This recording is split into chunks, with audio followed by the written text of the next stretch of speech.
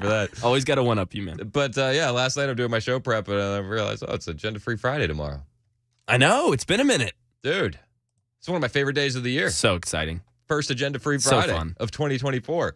If you don't know what Agenda-Free Friday is, that's when we let you kind of dictate where the show goes. The news cycle moves so fast that sometimes there's stories we miss or we haven't been able to get to or that you think need to be discussed at more length, and we want to do that for you. So anything you want to talk about on Agenda-Free Friday, we can at 615-737-9986. You can call in. 615-737-9986. Now, there are some big stories happening in the world. Of course, one of the conspiracy theories that was a conspiracy theory for the longest time that the world was run by, elite satanic pedophiles. People were laughed at and mocked for saying such. And lately, it's like conspiracy theorists put another point on the board as we see more and more Epstein documents released. And we're seeing Epstein documents released again. We've had more coming out. One of the releases last night, which I thought was something wild.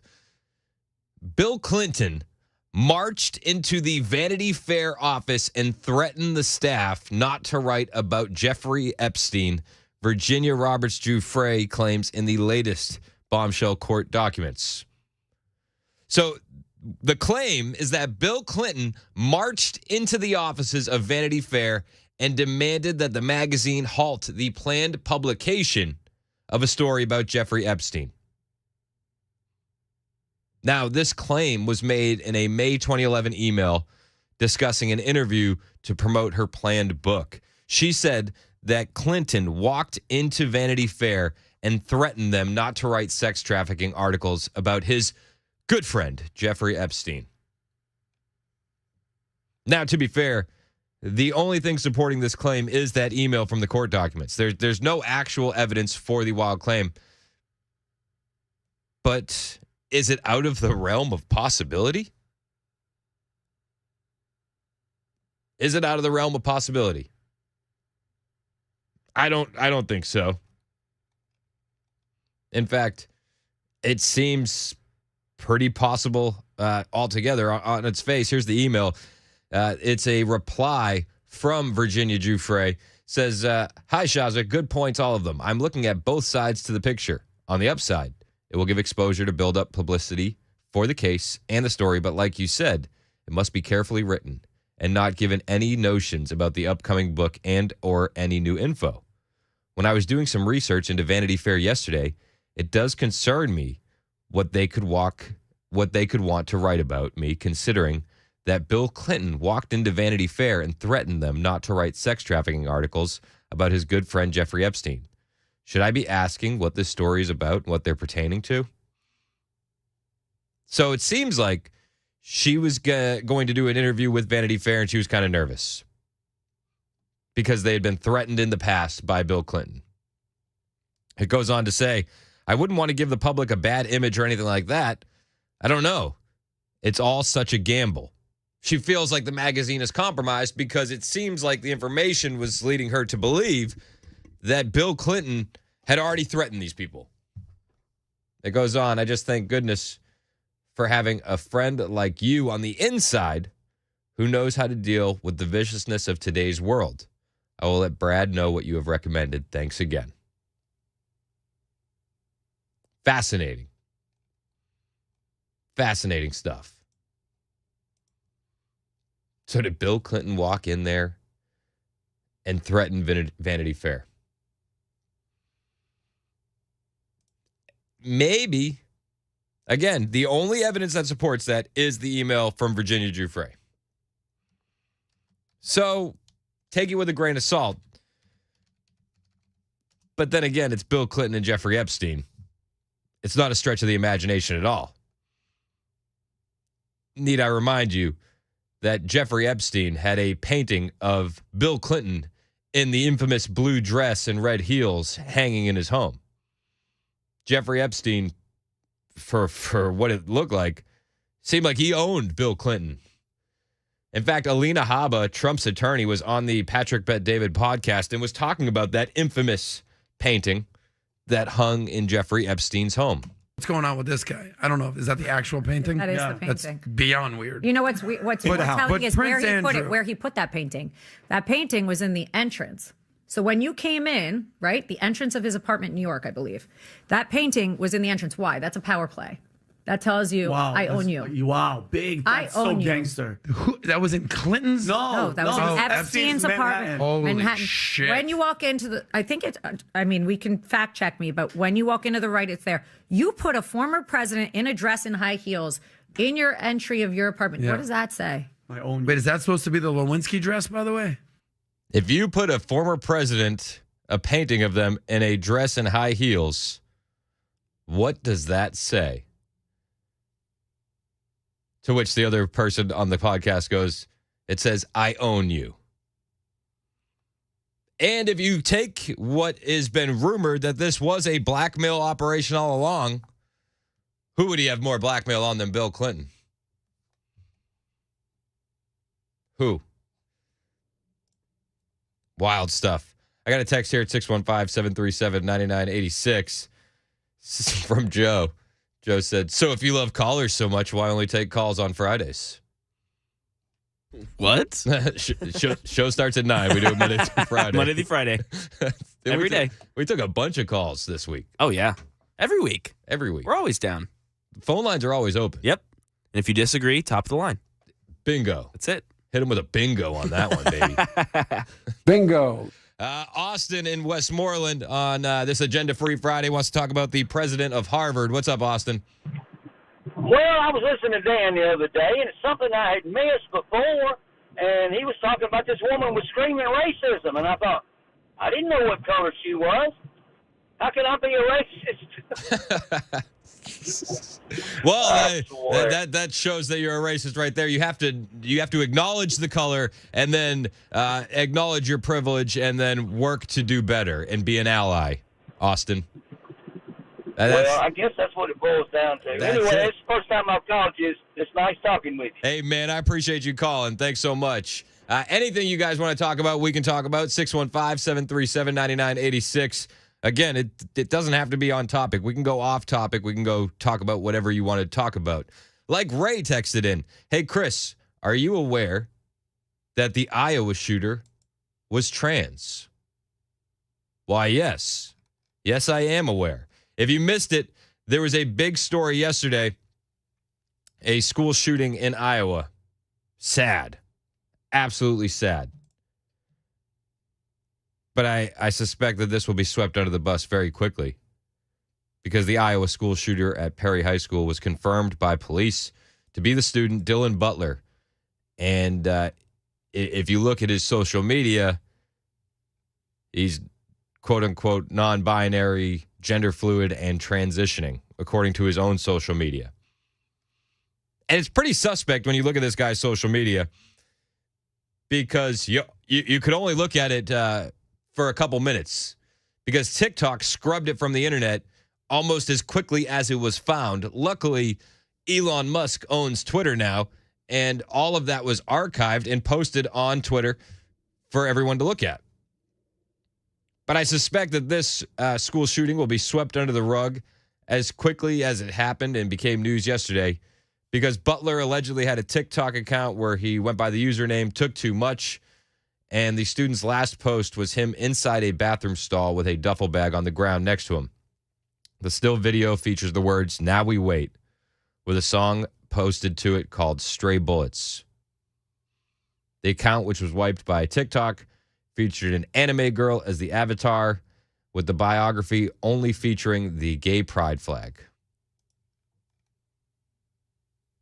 Now, this will be swept under the rug because it doesn't go along with the mainstream media narrative of white supremacy and extremism. Other videos on that social media account included the now known shooter Butler talking about getting faded on Christmas, which is, slang for getting high. There's also videos of him having a pretend gunfight on a school playground with another person. Videos of him smoking weed. This is one thing just kids in general. Why do you post videos on the internet of doing drugs? Isn't that just like weird? Who does that? Just in general. Because they think it's cool. Super cool. It is, in fact, very. There's nothing cooler than posting evidence of crimes on the internet. I tell you what. But, this guy used pronouns he, they. He, they. A Reddit account believed to belong to Butler was also posting on the board's R trans in response to the question, for those of you who haven't started transitioning yet, what's holding you back?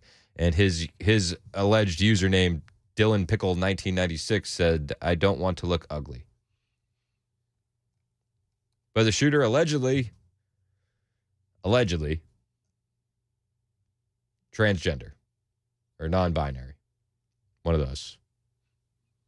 So to be swept under the rug. If he was a racist white supremacist, well, it would have been featured everywhere. And they would have blasted it across all the news outlets, and it would have been the biggest story happening. But it was not. And I doubt we're going to hear much more about it, and come next week, it'll be like it never, ever happened. Ever. Because that's how the mainstream media treats these kind of things. That's just how they handle it. I don't think it's right. Because I think evil should be called out as evil no matter who is doing it. Radical concept, I know.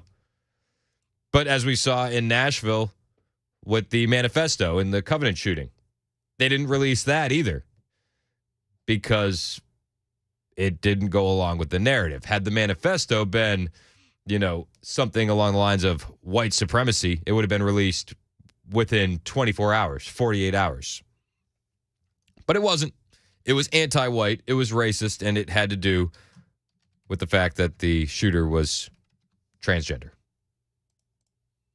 Weird how that always works out, right? Shocking.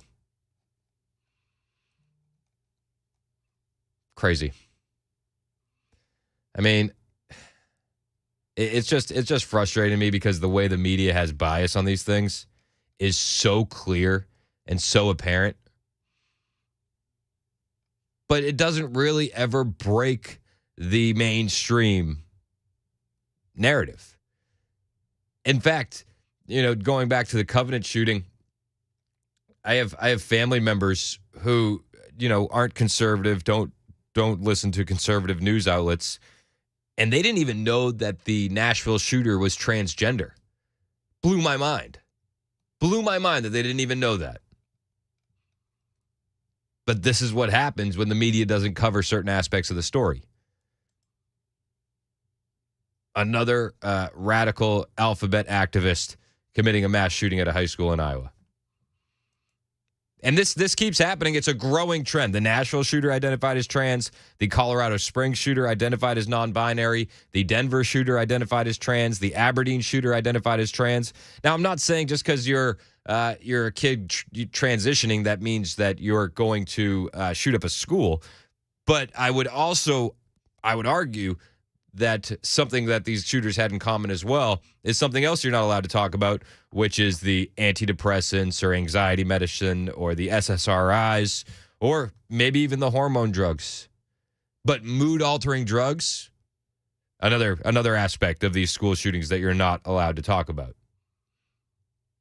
Weird how that works out. What else do you want to talk about today? 615-737-9986. I'll let you dictate where the conversation goes. Plus, I do want to talk about a couple things myself, unless you guys have better ideas. I got some audio from Ron DeSantis in his town hall. I got audio of a reporter taking DeSantis to town about Iowa, and then Vivek Ramaswamy taking that same reporter to town. Now, I don't want to say DeSantis did a bad job with the reporter, but I do want to highlight the differences between the two candidates. Hang out with us. It's 9:20 on Super Talk 99.7 WTN.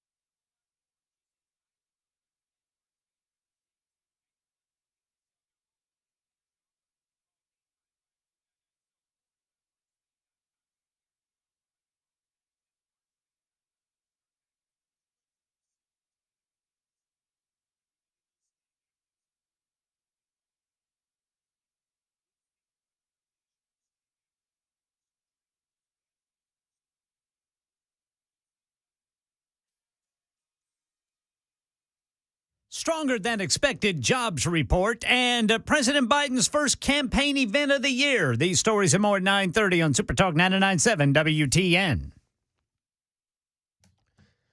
9:23 on Super Talk 99.7 WTN. My name is Chris Hand. Man, third anniversary of January 6th happening tomorrow. Crazy. Wild. Seems like it was just yesterday. Ron DeSantis was asked about that last night at his town hall. And I didn't really like his answer. He was asked about the J6 defendants, and he said that they didn't display patriotism on January 6th. Patriotism.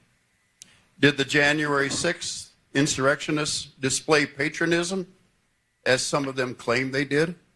No, of course not. I mean, that was not a good day for the country. I think the media has taken that, and I think the left has taken that and really tried to politicize it, but it was not a good day for the country.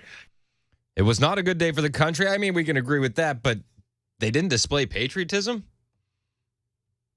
I mean, they thought the election was stolen and they went to protest it. I don't know how that's not displaying patriotism. 99% of the J6 protesters in the crowd weren't violent. 99% of them were there because they legitimately thought an election was stolen. And Ron DeSantis says they didn't display patriotism. How would you consider patriotism get displayed, Ron? Sit on your hands, do nothing when you feel like an election has been stolen from you? It really kind of frustrates me. This is the same guy who, was tweeting in 2019, shilling for Donald Trump, saying, "Oh, promises made, promises kept. We got to vote Trump." This is the same guy who said, "I'm not going to run against Trump." This is the same guy who wouldn't have gotten elected without Trump. And then he takes another stab at him during this same town hall. Obviously, to the former president, you have said that you believe his indictments have distorted the primary. Do you think that he's leading in this race because of his indictments? So look, I mean, there's things that happen when you're running. There's things you can control. I can control how I answer your questions. I can control how hard I'm going to work. Like I've chosen to do the 99 counties. Other candidates haven't. There's other things you can't control. How these things happen, how they're played in the media, all this other stuff. Clearly, it's had an impact. But what I would tell primary voters is whatever may be beneficial in the primary doesn't mean it's beneficial in the general election. And I think a 2024 election where the Democrats get to run against a candidate that is going through all this stuff, that is going to give the Democrats an advantage. Don't have to agree with any of the stuff that was done. That's just the reality. And we end up in a situation where we're putting the future of the Republican Party and the future of the nation, perhaps, in the hands of 12 jurors in heavily Democrat D.C., which is likely to be a very stacked left-wing jury, that if they somehow convict, then the Democrats are going to win the election. Why do we want to even go down that road? So his argument is that since Donald Trump is being attacked politically, and since these court cases are going to be done in Democrat areas with Democrat jurors, that, Trump shouldn't be the nominee. That's your argument, Ron. Urging voters to not nominate Trump because he might be convicted before the 2024 presidential election. Because that would hand the victory over to Democrats. That to me feels like weakness. What do you think about it? 615-737-9986. I really want to know how you feel about it. He's saying J6 defendants weren't patriotic. He's saying we can't nominate Trump because the Democrats have been persecuting him, and he could be convicted, and that would hand a victory over to Democrats. I'm sorry. The more they go after Trump, the more I feel like we have to support him. And they don't go after anybody else as hard.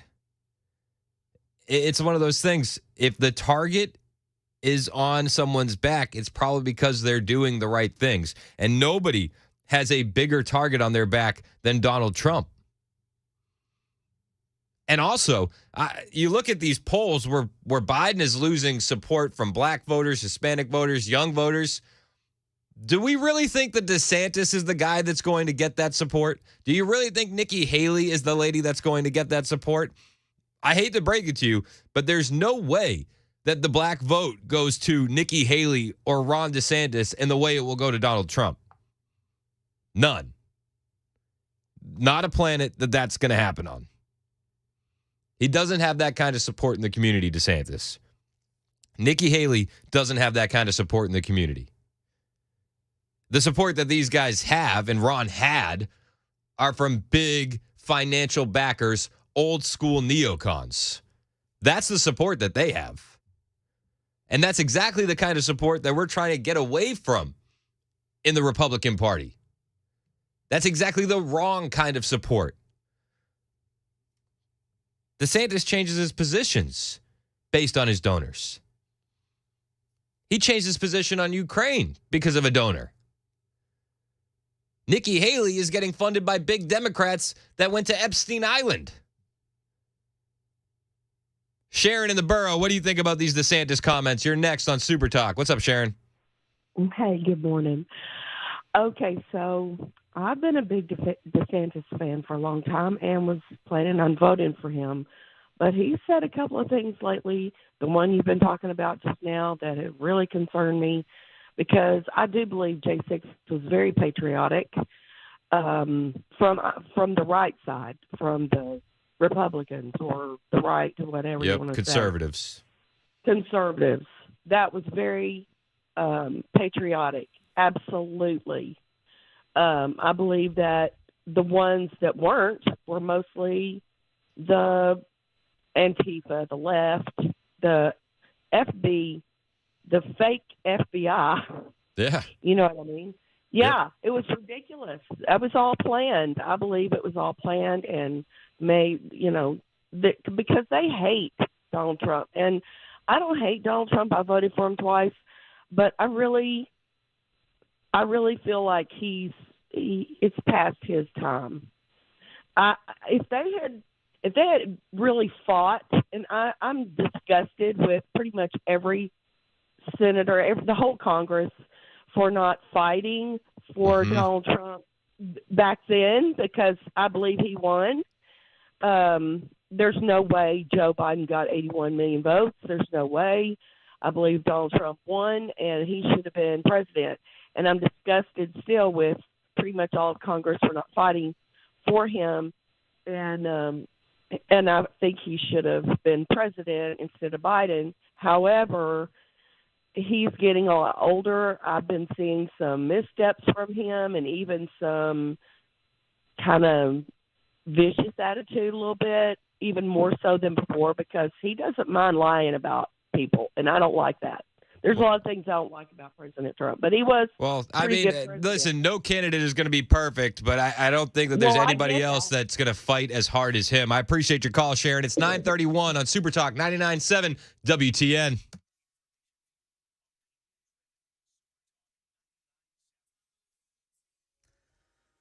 I'm Ken Weaver with your top stories. Full forecast in 2 minutes. The Labor Department report this morning shows 216,000 new jobs created in December.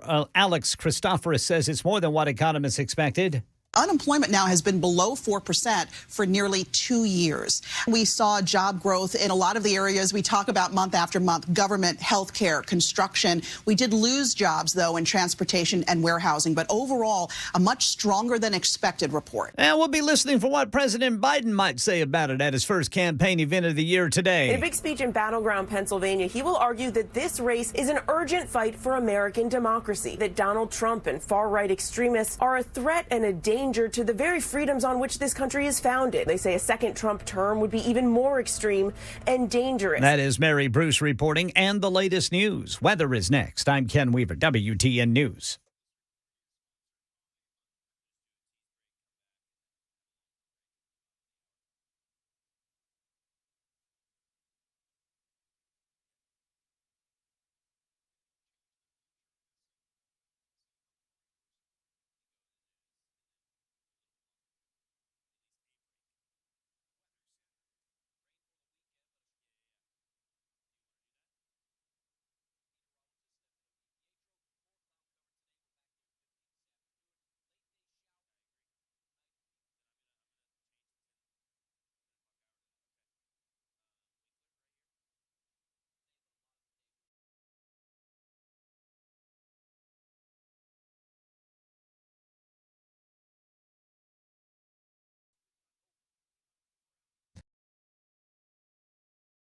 Winkler Inc. Now, if you don't have a financial plan for your future, it is time to get one, and there's no better team to plan with than Paul and his associates at Paul Winkler Inc. Now, these guys hold themselves to a higher level of fiduciary duty. Because of that, I got to tell you, I'm paid for these commercials, and that's the truth. I am, but that's not why I'm a client of Paul's. I'm a client because I was listening to his radio show, and then I got to meet him, and I realized he's the same guy I heard on the air. Smart, honest, legit, and I'm all in. When I had a chance to sit down with Paul, break some bread, and have my financial questions answered, that's when I was really sold. This guy is so smart, and he can break it down for a guy like me that doesn't understand the financial world as well as he does in a way that I can understand. And he can do the exact same thing for you, and I'm sure you will be just as impressed. One of the things I love about Paul and his team, I say it all the time, nothing is done on commission. Nothing is done on commission. So when they tell you a financial plan for your future, you can be sure it's for your financial future and not theirs, because nothing is being done on commission. What they will do is provide you with world-class investment education that is evidence-based and backed by Nobel Prize-winning research. So if you don't have a plan, time to get one. Check these guys out. Every office is run by a degreed planner with over 20 years of experience, and you can feel the difference because of that experience between Paul's team and the rest. So talk to one of his team members today. Set up a complimentary 15-minute phone call right on his website, paulwinkler.com. That's paulwinkler.com, or call 615-851-1950.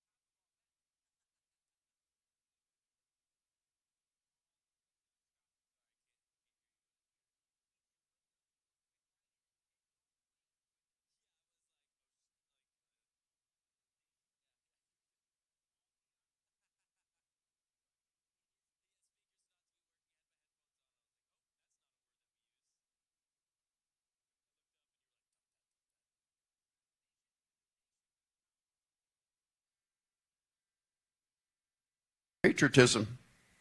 Did the January 6th insurrectionists display patriotism as some of them claim they did? No, of course not. I mean, that was not a good day for the country. I think the media has taken that, and I think the left has taken that and really tried to politicize it, but it was not a good day for the country. You know, patriotism to me... Not a good day for the country, says Ron DeSantis, and the J6 defendants did not display patriotism. What do you think? 615-737-9986. It's Super Talk 99.7 WTN. My name is Chris Hand. Let's go to Joyce in McMinnville on DeSantis. You're next. What's up, Joyce? Hi. I was going to say that I did like DeSantis at first, and I thought that between he and Trump, they would have been a great power team, but they're both alpha males, so they're not going to get along. Mm-hmm. But when he started talking about the January 6th, that is ridiculous. These guys did not go down there to cause a riot or to, they weren't the ones burning stuff. They weren't the ones rioting. I mean, they honestly looked at it like that was their house. I mean, this is the American people's place. They really weren't violent. I didn't understand how they did that. And Trump did not say, oh, go down and protest and be violent and do what you can. No, Trump said peacefully. Trump said peacefully and patriotically. President Trump, a lot of people tell me I don't like his mouth. I said I would rather know what is coming out of his mouth than not know what's going on in his head. Amen to that. I totally agree with that. And to me, anybody that says that he was a bad president is either stupid or else they just don't care about America. Because nobody in their right mind can say right now we're better off than we were when President Trump was in office. Well, I'd also argue there's a third option of them being both, Joyce. Both. Yes. Because I do have people in my family that are pro-Biden, and I call him bubbling Biden. And even to them, I'll tell them. I said, and you can't tell me. I said, your stocks are down, your 401's down, gas is up, groceries are out of the roof. Yep. Everything has went up except pay, everything. I said, and you cannot, I said, when Trump was in office, our military was great. He appreciated and loved our military. He loves America. Yep. I said, now, the Republicans hate him because, just like the Democrats, he told them no more behind-the-door deals. It's going to be all transparent. I want to know everything that's going on. Yeah. They can't make millions under the table if it's transparent. I mean, let's be honest. The Republicans have hated him since he was on the debate stage and said the Iraq war was a mistake. Well, it was. Amen. Thanks for the call, Joyce. I really appreciate you. You know, just to rehash as we go into January 6th tomorrow, this is what they call inciting an insurrection. We have come to demand that Congress do the right thing and only count the electors who have been lawfully slated. Lawfully slated. I know that everyone here will soon be marching over to the Capitol building to peacefully and patriotically make your voices heard. Now, while he was giving that speech, there was already incitement of violence at the Capitol building by what many people call feds in the crowd, including one Ray Epps. And DeSantis goes on CNN last night. He thinks he's going to win people over by saying J6 defendants weren't patriotic. Steve and Mount Juliet, you're next on Super Talk 99.7 WTN. What do you think about the DeSantis comments? Oh, man, I hate it. It's DeSantis should have just kept his mouth shut and run Florida and ran in 2028. So he blew that. I've said this time and time again. Had he waited and been patient, 2028 would have been a red carpet for him, whether Trump won in 24 or lost in 24. Oh, definitely. I mean, after the election of 2020, when I kept my Trump for president sign in my yard until it faded in last August, I put a brand new Trump 2024 sign in my yard. So it's just, it is so frustrating. I know what that man did for this country. He loves this country. Look at all he lost, not just financially, and look at all he got done, like you said, with the Republicans against him, with the media against him, with everything he had to go through, and still got all of that done and accomplished. And then that senile old goat that's in the White House now goes across the street when he gets elected and kills everything. Come on, man. You're absolutely right. You're absolutely right, Steve. I appreciate the call, man. Thanks so much for listening. Jerry in Kingston Springs, you're next on Super Talk. What's your take on these comments from DeSantis? Hey, Chris, how you doing, man? Keep up the good work. You're on the right course today. Hey, I appreciate you, man. Okay, so first of all, DeSantis is he's a Yale skull and bones, okay? We've been saying that to Info Warriors for the last, 3-4 years. Be careful with DeSantis. He's exactly the same animal as Abbott in Texas. Abbott has totally sold out Texas and the country with the border, and that's obvious now, okay? Everyone sees that. So he's bowed to the feds and took the buoys out of the water, and he's let the border stay wide open, and the ranchers got their hands tied down there. So my only question to you is, because I want to also comment on Hillary, she's talking a lot about Trump now and his whole, vast right-wing conspiracy. I want to know, they've been on that plane, the Lolita Express, Bill and Hillary, 36 times they got them on the flight log. So which side of the plane did they sit on, Chris? The left side or the right side? Because if they sat on the right side, well, there goes your vast right-wing conspiracy out the window. Here's the thing, though. I will push back on Abbott a little bit. There's part of me that thinks he has done not enough and too little too late. But he is doing things now. Yeah, but it's too late, like you said. They're not going to deport 20 million people. I guarantee. And if Trump gets in, he ain't going to deport 20 million people either. And I like Trump. I voted for him. He's on record saying that it'll be the greatest deportation thing that's ever happened if he gets elected. Yeah, but he said he was going to lock up Hillary, too, and he didn't do anything. He didn't lock up anybody. They locked us up. To be fair with the Hillary stuff, I think he was not trying to rip the country apart right away, and I think he was a little bit more naive than he should have been. We got nothing to lose. I'm going to vote for him again, but I guarantee you DeSantis ain't going to make it, south of the Mason-Dixon, because he just not saying the right things. He's good for Florida, like that last caller said. He should just stay in Florida, waited another 4 years for the next cycle and put his foot in the race. I'd argue he was good for Florida, but he spent the last 5 months now away from Florida. What has he done for Florida lately? And furthermore, on DeSantis, he feels like he's been built in a lab. I felt like this about him for a while. That Absolutely. He's a spoiler. He's a spoiler to take votes away from Trump. That's what Skull and Bones does. They groom these guys and set them up there to fail.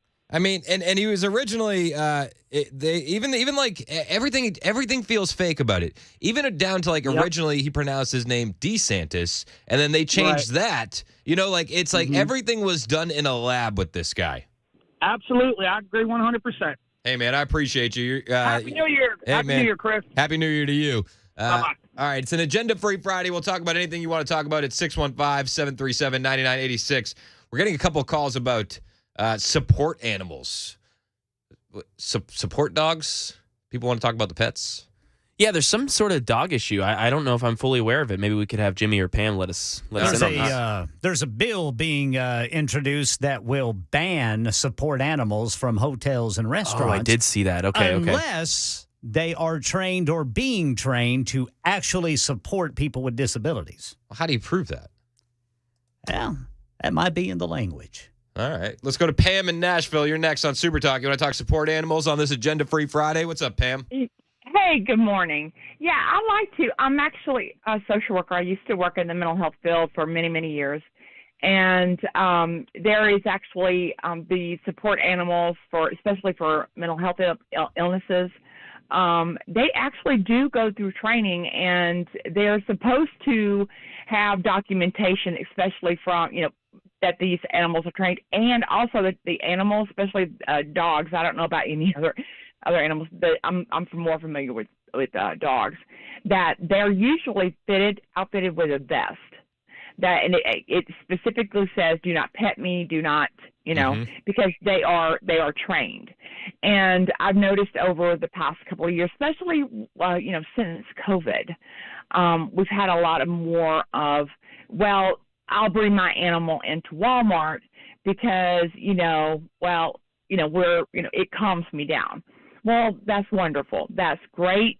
However, the dogs that are specifically that's trained for PTSD, trauma, things like that, they do go through training, and they are specially outfitted with a vest that says "Do not pet me, do not dress me," because they are trained specifically for that owner to read body signals and things like that. So I'm not sure, to ban all animals. I think that's going a bit far. But I think, if you have documentation, which you would have documentation on you, okay, that you have a support animal for X, Y, and Z, that you usually do. And these dogs, you can clearly see them. And matter of fact, I have a friend who does have a support animal and has had a support animal for many years, and and it's especially outfitted. And it says "Do not pet me." Do not, because it's geared. Those dogs are specifically trained to pick up on body signals from the owner. Interesting. Breathing, things like that. I'll be perfectly honest with you. I'm not fully abreast of this, but I appreciate the call, Pam. And I'll try and do more research. Hey, how many bills do they have? This is state legislature, right, Ken? Yes. How many bills do they have where they're going to ban illegal aliens from working at hotels and restaurants? Haven't seen one yet, Brother Chris. Oh, weird. See, this is the kind of thing that actually irritates me, that we have actual issues and we're going to waste time in our state legislature on support animals. Ooh. Like, dude, all right. You want to go downtown Nashville and find how many illegal aliens we have working in restaurants and how many illegal aliens that we have working in hotels? Can we focus on something that's actually affecting Nashvillians? You know what I mean? Taking away jobs from people in Nashville. Can the state legislature focus on that? This is like ridiculous. Who introduced the bill? Does anybody know who introduced this bill? Yeah, two Republican state lawmakers. Ooh, Republicans. Like, dude, come on. Like, hey, I have a great idea on how to spend tax money and benefit no one. Let's ban support animals. Thanks, guys. Doing God's work. It's like ridiculous. Am I the only one that finds this absolutely ridiculous? And I understand people love their animals, and like animals aside, I'm not even taking any side on this issue about support animals, whether they should be allowed, whether they should not. But we've seen zero proposed bills about fining businesses that hire illegal aliens in Nashville. Zero, a goose egg, and we're going to waste tax dollars on support animals. Okay, do we have our priorities in order? Are we prioritizing the right things? Do we know which Republicans put it out, Ken? Yes, let me go back here and find the name. I've got it right here, Ken. Oh, okay. The bill was filed for introduction Wednesday by Representative Kirk Haston and Senator Paige Wally. Okay, where are these guys out of? Savannah and what's the Lobelville? Lobelville. It's ridiculous. Like, I mean, dude, like seriously, like with all the problems that we have in this country and all the things that we can fix in this state, they're going to waste any amount of time on support animals, whether you're for or you're against it. It's just, that's ridiculous. Jimmy in Nashville, you want to talk about the dog issue? You're next on Super Talk. What's up, Jimbo?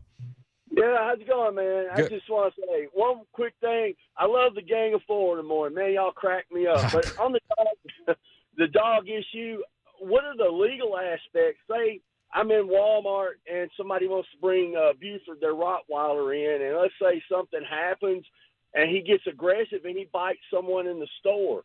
Okay, do I sue Walmart? Do I sue the owner, or do I sue both? I mean, where's the legal aspects of this stuff here? I'm sure that they're going to be debating the legal aspects at our tax dollars' expense in the state legislature. So, that's what they're doing. I feel you, man. I just think the whole thing is ridiculous that this is even a state issue. Can I say one more thing and I'll let you go? Absolutely. The other thing I got my issue is the Biden administration. I'm a big Second Amendment supporter. Amen. Hallelujah. Amen. Right? Okay, he wants to take all of our stuff, but then he lets the Taliban have all these automatic weapons. Then he wants to let these people come across the border. Don't want to close the border. I mean, things are just not right. I mean, like you said earlier, the priorities are not set. Why? I mean, you got major issues here with the border, illegal immigration. I mean, mental health at that, but it's always the gun control, guns. And, I'm sick of it. A lot of people are sick of it. Leave me alone. We, the people, want to be left alone. We want to live our lives legally that we are, and I mean, find the real things to go after, man. It's just getting – I voted for Trump. I'll vote for Trump again. And all I can say is God bless America. And you guys that are on this conservative radio and stuff, y'all keep up the good work. Pass out the information like you've been doing. And that's all I got to say. Hey, I appreciate you, Jimmy. Thanks so much for listening. A lot of people want to weigh in on this dog thing. I may not be the guy to do it with, but I'll take your calls next. Hang out with us. And as far as my friend Jimmy in the Second Amendment, I'll close with as Biden would say, these three words: shall not be infringed. It's 9:52 on Super Talk 99.7 WTN.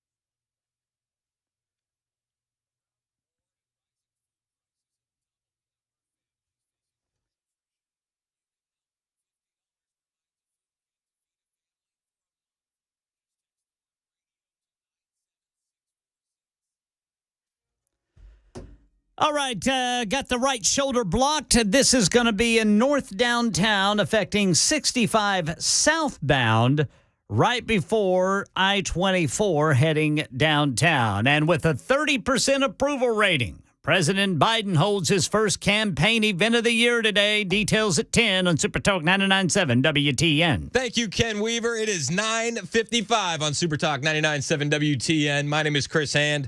Find me on Twitter, Instagram, at Chris Hand on air. Hit the follow button. I will follow back. Everybody wants to talk about the dog thing now. Listen, I like dogs, but my dogs are dogs, and I got kids, and, I feel like our state representatives pushing a bill like this is just silly, considering we have actual issues. Like, all right, I get it, that some people are upset that dogs are in Walmart, and some people, love their dog in Walmart. I don't want to take a side on that issue. I just feel like I don't care. Full disclosure, but people want to talk about it, so we can talk about it. I do get mad at people bringing in service dogs that aren't service dogs. I still don't care. Okay. Joshua, Well, I do. Joshua and Dixon, you're next on Super Talk. What's up, Josh? Hey, and y'all are funny. I listen to y'all on the phone, forgetting them on Bluetooth, and I forget them on waiting. I had a service dog. I was in the Army. I lost a leg in Iraq in 2007. And about that time, service dogs for vets were like a really big thing. Programs popping all over, and I got one through an organization called Needs. It'd been around since the 70s, I guess. Yeah. They were instrumental in going to Capitol Hill and getting approval and all that. And I say that there are different organizations, not all are created the same. Yeah. I was pretty loyal to them, and I had an amazing dog. That being said, it is kind of a hot button issue when I see people. I just say people walking around with quote unquote service animals. And get the distinction between emotional support and all that. Yeah. I'm not, and just to be clear, I'm not knocking people having actual service animals. Yeah, no. You know what I mean? But when you're thinking about how your tax dollars are spent in the state, and you think about the fact that they're going to, waste our time and money on this. Are there other issues that you think that are a higher priority that are not being addressed? You're absolutely right. And that's the only reason I called in. I heard y'all talking about it this morning. And it was kind of funny, but it didn't cross my mind until I got back in the truck this afternoon. And now y'all are still talking about it. And I'm kind of frustrated with myself because it's the magic trick. They're waving something shiny and distracting to get everyone to look away at the issues. Bingo. And let's talk about the puppies. Yeah. Oh, it's emotional. I don't like seeing. I had foster kids for a while, and I almost shot a dude's quote unquote service pit bull because he was aggressive around my kid. I'm sorry. Yeah. No. Yeah. I'm with you. All right. I wouldn't have felt any different if you did. Kids first. But yeah, exactly. There are people that have service animals, and I just don't even know if there's I don't know if we have time to debate that when we have actual problems going on. It's not important. It's not important at the end of the day. But you said, it's going to be one of those issues that's shiny and it jingles, and it's going to take our attention away from real issues in the state.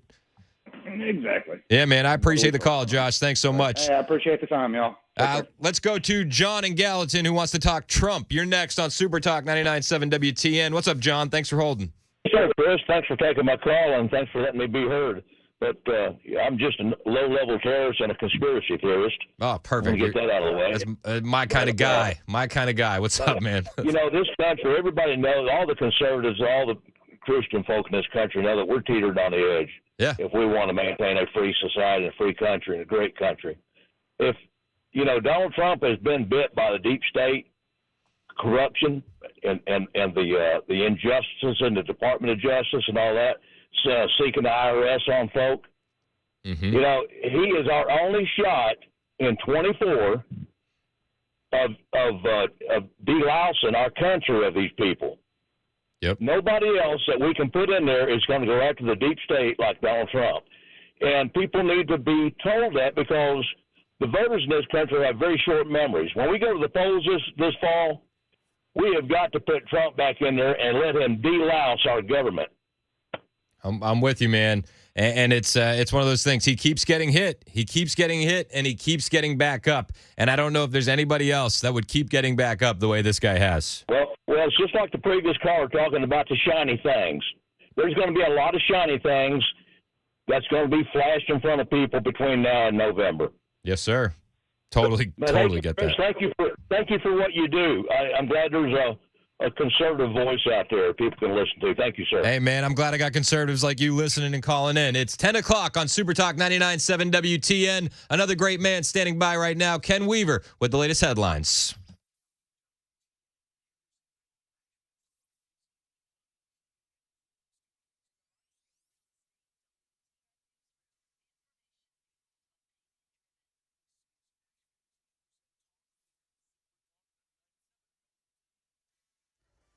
Ten o'clock on the dot. I'm Ken Weaver with your top stories. Got a couple of weather makers, as forecasters call them, headed our way. Details during the full forecast in 2 minutes.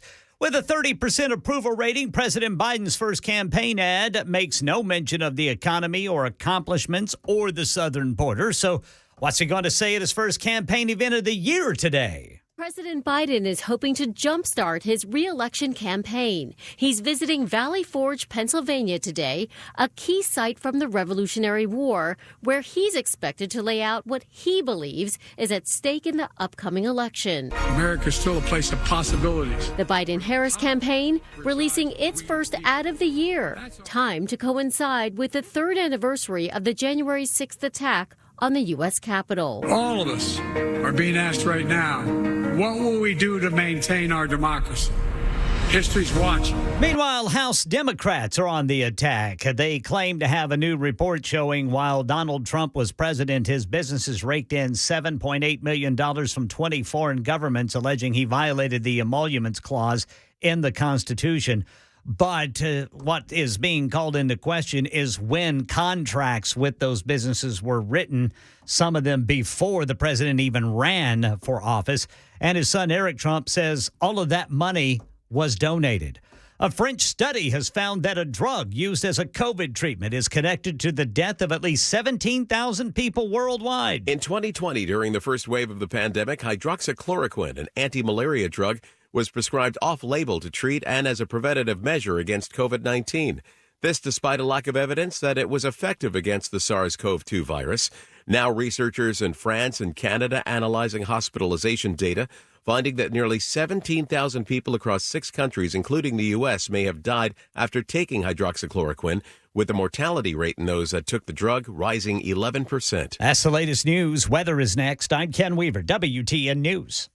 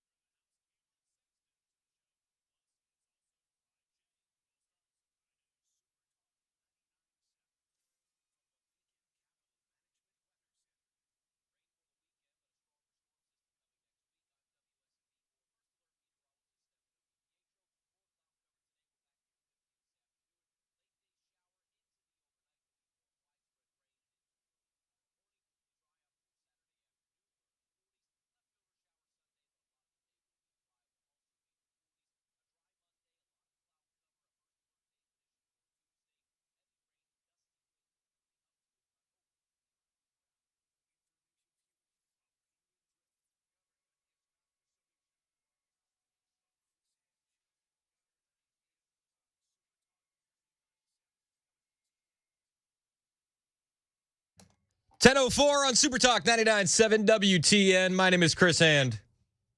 Ann keeps texting me. She's saying, don't be mad at people talking about the support dogs. It's Bring Up Anything Day. It is. It's an agenda-free Friday. You can talk about anything you want to talk about. And to be clear, I'm not mad at the people that want to weigh in on the issue. I'm more disappointed in the Republicans that are bringing this up in state legislature and wasting our tax dollars. Got a text here from 5651. Hi, Chris. These legislators are submitting a bill for consideration. I'm fine with that, as this is the time to do that. And I bet they did it as constituents asked for it. I just, I hear you. They're just wasting time, though. I don't think it's as important as the other things that we have going on. Todd texted in, and Todd's here. Welcome, Todd. Show starts at 9. He said, the only topics our legislation should take up, and I agree with them, border security, government corruption, bureaucratic overreach, and keeping us out of the one world government BS. Todd is based. Bill in Nashville wants to talk about election plans. You're next on Super Talk. What's up, Bill? Yes, good morning. We keep hearing about, or did hear in the past about the red wave, and everybody was shocked about this, that, and the other.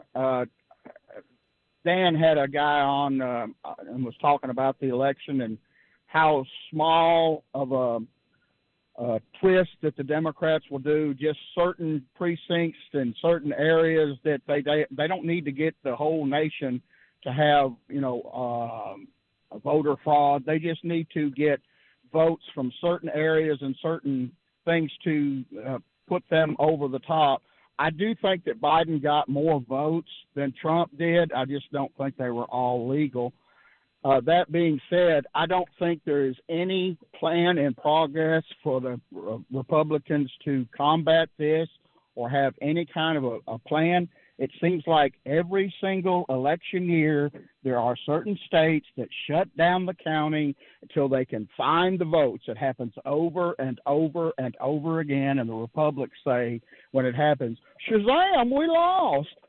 No, I just don't get it. And I hear you, and it seems like they're, one of the things that DeSantis said in a couple debates back that I did like is, for the states that have ballot harvesting, we should be ballot harvesting. For the states that have mail-in voting, we should be focusing on mail-in voting, and we should be playing by the rules to win the game in those states.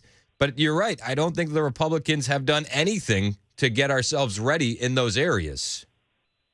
So I'm not going to be surprised if we wake up in November, and have the same thing. It doesn't matter what the polls say. It doesn't.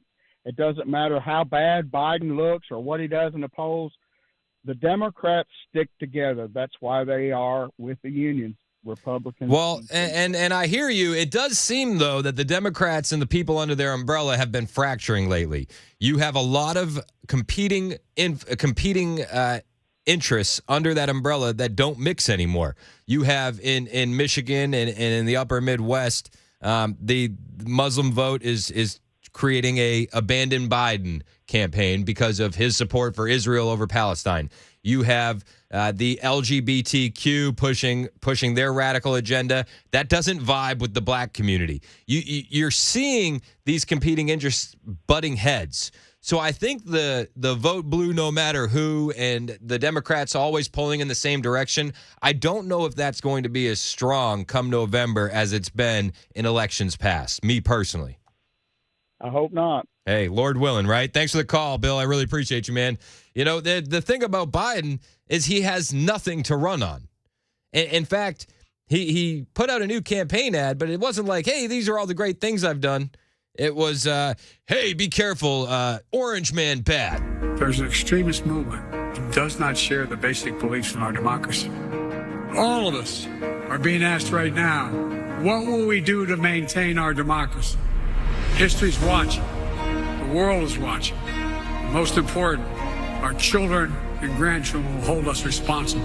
The Vice President and I have supported voting rights since day one of this administration, and I ask every American to join me in this cause. So that's the Biden ad. And in it, there's visuals of, MAGA extremists and insurrections and all the things that come with it. because that's the only thing you can campaign on is Orange Man Bad. That's it. That's all they have. There's actually an alternate edit of that commercial. If you haven't seen it, it's fantastic.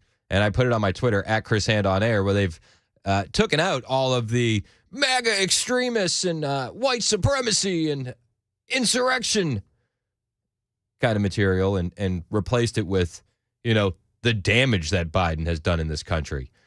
When he's talking about the vote, they show suitcases being pulled from out underneath tables and, cardboard being put over windows in Detroit. When he's talking about the world is watching, they have the video of him looking at his watch during the funerals for the servicemen that were killed in Afghanistan during his botched withdrawal. It highlights his actual failures because that's all he has in these past 3 years is failures. Biden doesn't have one real win he can celebrate. And that commercial is pure garbage. I mean, it's pre-recorded, and the best that you can get is old man denture voice, Joe. Like that's the best you can do. There's an extremist movement that does not share the basic beliefs in our democracy. Democracy. She's extremist in a democracy. Just pull old audio from Joe. Yeah. Take some highlights. The internet exists. You know what I mean? I'm sure they could find some good clips. For sure. Like, it's out there. You can edit it together even to make it better than it was. Unburdened by what it has been. Bingo. Will in Nashville, you're next on Super Talk 99.7 WTN. What's up, Will? Hey, first of all, I want to say thank you, Chris Hand. I've been listening for years, and I appreciate you because you take callers more than anyone I've listened to, and I love it because I'm the kind of person I'll go online and read my news, but I don't like to go to websites that don't have commenters. Yeah. Because they bring up some really good things, and you respond to that, and I just want to tell you I appreciate that. So it's a Freeform Friday. Man, there's so many things I could talk about. But first of all, the Joe Biden thing, you're absolutely right. I mean, right on, brother. Amen all the way. They are pushing a narrative that somehow our republic is so weak. Our system is so weak. With our balance of powers and the different, how there are checks and balances, that one person is going to walk in and destroy democracy. That's insane. And we had 4 years of Trump where he didn't destroy democracy. It's like I had a caller, mad that he didn't lock up Hillary in his last term, and maybe that was a misstep. Maybe he should have actually held her accountable, and we can have that debate. But like, even something like that, he didn't try and just trash the country for the sake of trashing the country, which the argument can be made that Biden is doing just that for the sake of doing just that. Yeah, exactly. I mean, Trump was a Democrat longer than he's been a Republican. Yep. So he was trusting them, but I don't think he realized how vicious they would be. Yeah. I mean, I think it really surprised him, and he's learned, though. He's definitely learned. And and this narrative of destroying democracy, it just amazes me. This thing about he's going to Valley Forge, and you're right. He has nothing else to talk about. I can't win on the economy. I can't win on immigration. I can't win on, improving cities. I can't win on improving anything, actually. You look at the world stage. It's all a mess. You're right. Okay, so all right, so I don't want to what Biden monopolize the time. No, but what Biden is going to campaign on is the fact that we're an evil, racist, white supremacist country, and we need to stop the extremists. And I would say to him, if I had him in the room, if we're so evil and white supremacists and extremists, why does all these people of color across the world, and you look at the border, it's Chinese, it's Egyptian, it's Middle Eastern, it's South American. If we're so evil and racist, why do they all want to come? Yeah, exactly. It's desperation. I mean, they see it as war, and the ends justify the means, so you can say anything, and it's okay. Yep, you're absolutely right. It's that relativist ideal. There is no absolute truth, and you just need to say anything you can to win. But Okay, I don't want, like I say, I don't want to monopolize your time. If you got a time limit, let me know. Hey, man, Yeah, listen, Will, I appreciate you listening. I appreciate you calling, man. You're welcome to call anytime. All right, brother? Okay. Hey, one other thing I want to say. Yeah. The service dog things. Yeah. One of the callers was talking about having a service pit bull. Yeah. He almost shot. And I started laughing. I thought, man, I'd like to have a service Wolverine myself. Hey, So I'll let you know on that one. I'll take a service honey badger. Thanks for the call, There you Will. go. I appreciate it, man. Let's go to Eric in White House, who wants to talk about illegals voting. Eric, you're next on Super Talk. What's up, man? How you doing? Always make the worst things in life go out with a smile. You're doing a great job. My concern is, with the last election ballot harvesting, and though we really have no true control over it in terms of what happens here. Yep. How do I say this? If they were able to do it without all these illegals, and I don't know the true numbers, but with the numbers coming in and the guys in your interviews you had on, I believe, yesterday, saying they are going to vote, illegals from all over the world. Yeah, that's Mexico. from a James O'Keefe expose down at right. Phoenix Sky Harbor Airport. He's talking to illegals that are coming into the country, and he's like, "Are you going to vote in November?" And they're like, "Oh yeah." He's like, "Who are you going to vote for?" He's like, "Biden. We're going to vote for Biden." So, if they can do that, is the population increase based on all of those illegals going to be enough to swing the election? And obviously, depending on the state that they've migrated to or snuck into, or however they go about it, they're going to be handed out ballots. Obviously, they're going to vote. Yeah, I mean, so with the ballots, if they vote and they're non-citizen, that's a crime. So that would have to be proven. And then they'll be in court for a year, and you won't have a president, which means there may be no election at that point. Yeah, I mean, I think the real fear for me with the amount of illegals coming in is the fact that there's no citizenship question on the census. So where these illegals are going to increase the population, which would equal more seats. And when you see a state like California with a mass exodus of all these people that are like, the state is failing, but they're replacing those people with illegal aliens. So you're not going to see the population drop off via the census. They're not going to lose seats. They'll probably gain seats. That, to me, is the real danger in all this. Agreed. Well, I appreciate all you're doing. We'll keep listening. Hey, My thanks. kids are loving it. They're in their 20s, and there's a new generation of educated children far beyond what you know. My one son did say the other day, Dad, all these men that are coming over without women and children, wives, whatever, he said, they've learned this in school too. He's a college student. Mm-hmm. When men leave their wives and children, that's because they're going to war. Yep. When men bring their wives and children, they're either fleeing from war or they're running or leaving one after it's ended. Yeah, no, you're right, Eric. I appreciate you, man. Thanks for the call, and thanks for raising good kids. We need more people like that. Dave in Hendersonville wants to talk about that Biden commercial. Dave, you're next on Super Talk. What's up, man? Hi, what's going on, Chris? What's up, Dave? Man, I take that Biden commercial as a threat. Unless I heard it wrong, he's asking people, his party and the people that are following them, what are they willing to do to keep their democracy? Yeah. So is that a dog whistle saying we need to get violent? Hey, I hear where you're at, and you know what? It's like, and they're going to hystericalize people. You know what I mean? Is that a word? Hystericalize? Yes. Fact check that for me, Mac. Hystericalize. If not, it's going to be.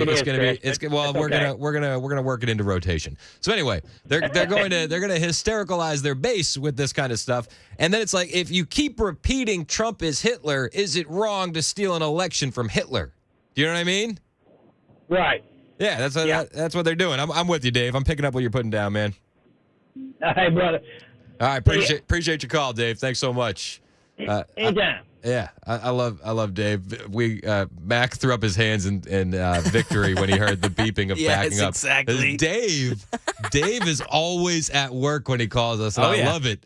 Great. Dave is another example of how you can listen to us anywhere, anytime 100%. with the iHeartRadio app or the TuneIn app, because Dave is always doing something else when he listens to us. Oh, yeah.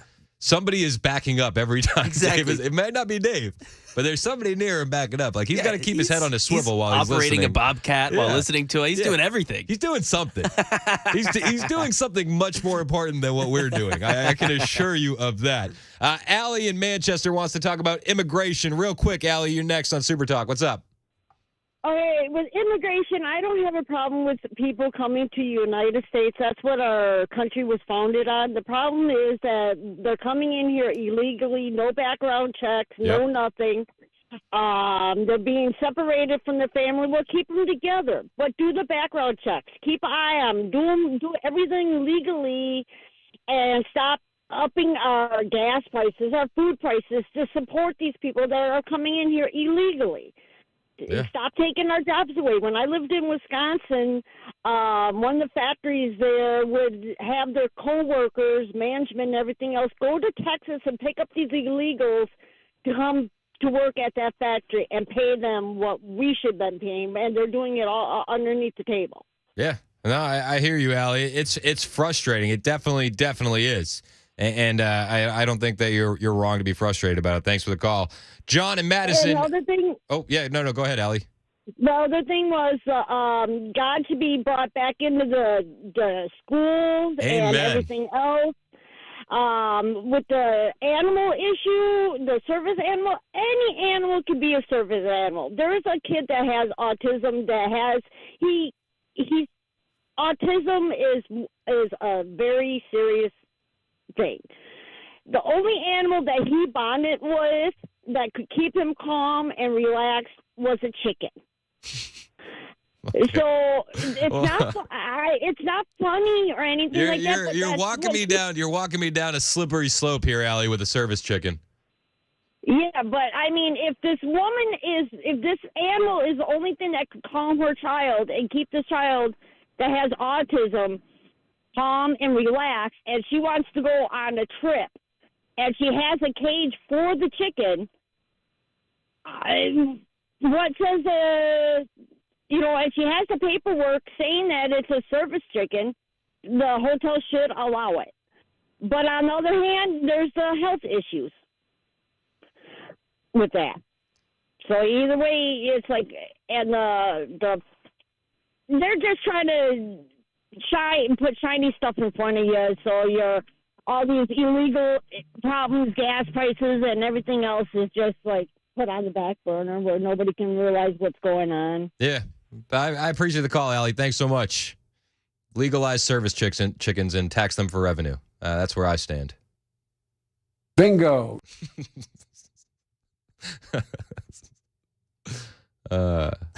What's your stance on the service chicken issue, Mac? Oh, yeah, I'm down. Yeah. Yep. Service iguana, service chicken, service, whatever you want. All right. I'm in. Service ant farm, whatever you need. Jeez. Service chickens. All right. Hey, Ken Weaver, what do we got coming up in the news at 10:30? Brother Chris Hand, we have a new jobs report, to which we will release some of the details on it. Also, Gypsy Rose Blanchard, in her first interview since release from prison for the murder of her mother. Coming up at 10:30 on Super Talk 99.7 WTN. Thank you, Ken. We're looking forward to your newscast as always, sir. It's an agenda-free Friday on Super Talk 99.7 WTN, taking your calls on anything you want to talk about. John in Madison, where do you want to take the conversation, my friend? You're next on Super Talk. What's up, John? Yes, sir. Thank you for taking my call. First of all, I just wanted to bring up that over the Covenant shootings, don't get me wrong, it was a terrible thing. But if you noticed in the news the last couple of days, they moved 10 officers out of the Special Investigations Unit, even though they said there was no evidence of any wrongdoing. It seems as if why no one's asking that question. If they didn't do anything wrong, why did you disrupt their life and move them out of their unit? That was 10 of them, officers, supervisors, whatever they are.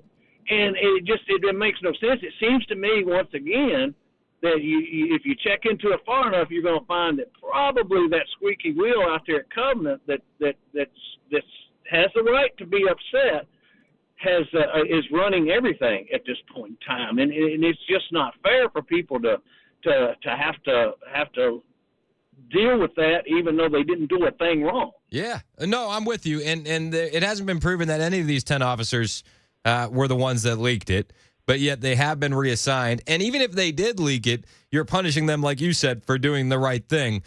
Just to recap, 10 Metro police officers have been reassigned following questioning in the investigation of the Covenant shooters' writings being leaked.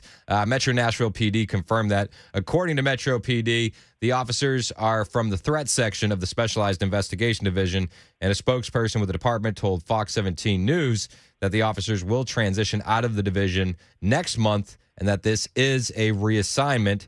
And police confirm this is in connection to the release of the 3 photos that were taken at the Covenant scene. It seems ridiculous to me, man. And it's like people getting punished for doing the right thing is going to stop people from doing the right thing.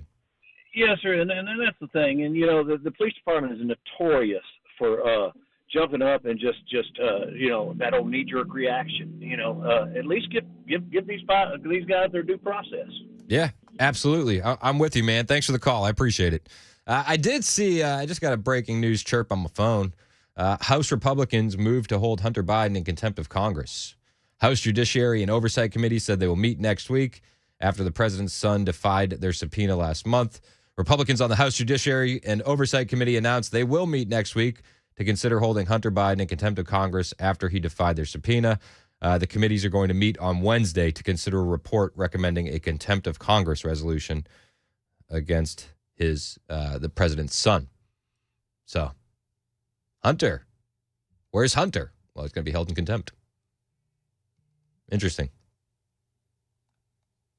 Maybe they won't end up doing it. You know how Republicans are. Let's go to Calvin in Lebanon. He wants to talk about fake news, and that caught my eye right away. What's up, Calvin? Well, I may not sound like Ted Kennedy from Lebanon, Tennessee today. I got bronchitis. Oh, it sounds like Ted Kennedy with a head cold. What's up, Calvin? I'm sorry, man. Well, I now know what y'all mean by I watch this stuff so you don't have to. I just left the doctor's office, and I was forced to listen to CNN in that waiting room. So I went over to the other side, and it wasn't no better. Oh, no. And I'm sitting in there, I couldn't help. I can't contain myself. I do the same thing at the house.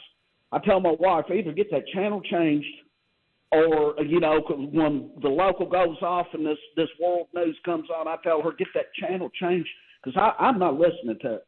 Yeah. But I had to, and I'm just sitting in there going, you bunch of this, you bunch of that. And people, some snickering. I just can't contain myself.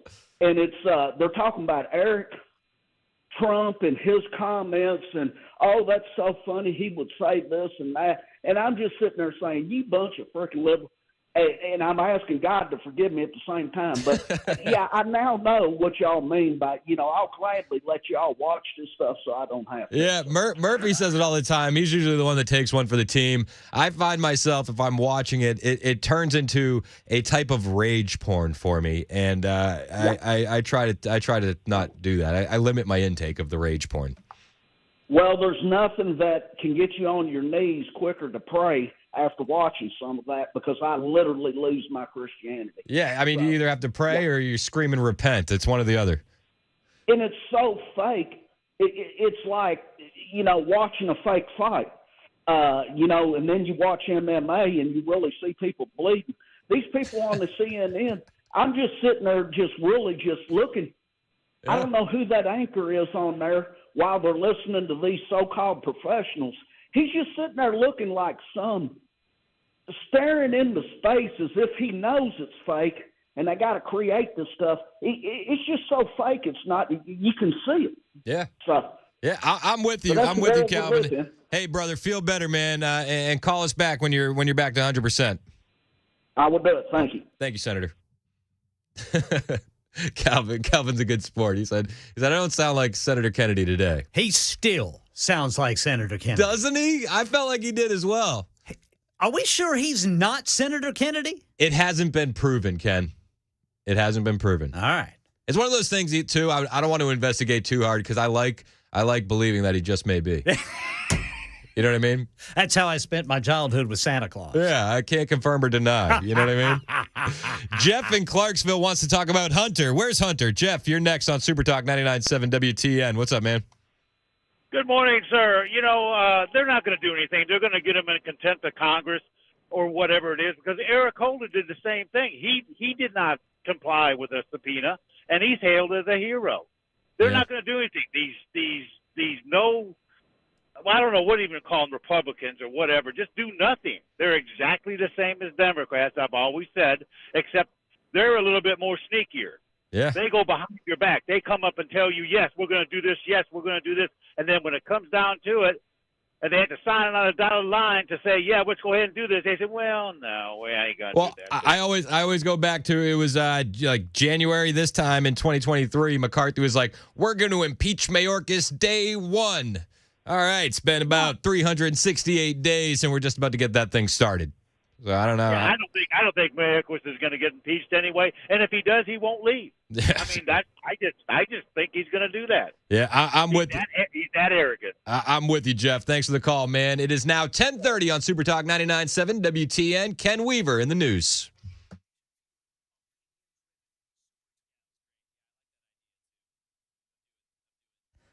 I'm Ken Weaver with your top stories, and we're going to tell you about these systems, weather makers, as the weather people like to call them, moving our way here in 2 minutes. It's Jobs Friday, and Chuck Severson has the details. Jobs went up and the unemployment rate stayed steady at 3.7%, according to the Labor Department surveys. Economists surveyed by Dow Jones expected fewer job gains and a slight increase in joblessness. November and October jobs numbers were revised lower. Wages went up 0.3% over the month, in line with expectations, and increased 4.1% for the year, higher than expectations. And in her first interview since leaving prison earlier this week, convicted killer Gypsy Rose Blanchard speaking with ABC News about her role in her mother's 2015 murder that had landed her behind bars. When you look at these pictures now of Gypsy Rose, what do you think now?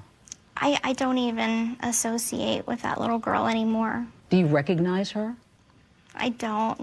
I know that it's me, but at the same time, that isn't me anymore. Gypsy's mother, Dee Dee Blanchard, had been accused of medically abusing Gypsy through her childhood as a result of Munchausen by proxy, which Gypsy said led to the decision to kill her mother with her ex-boyfriend, Nicholas Godejohn, back in 2015. Her boyfriend is still serving his life sentence for Dee Dee's murder. That's the latest news. Weather is next. I'm Ken Weaver, WTN News.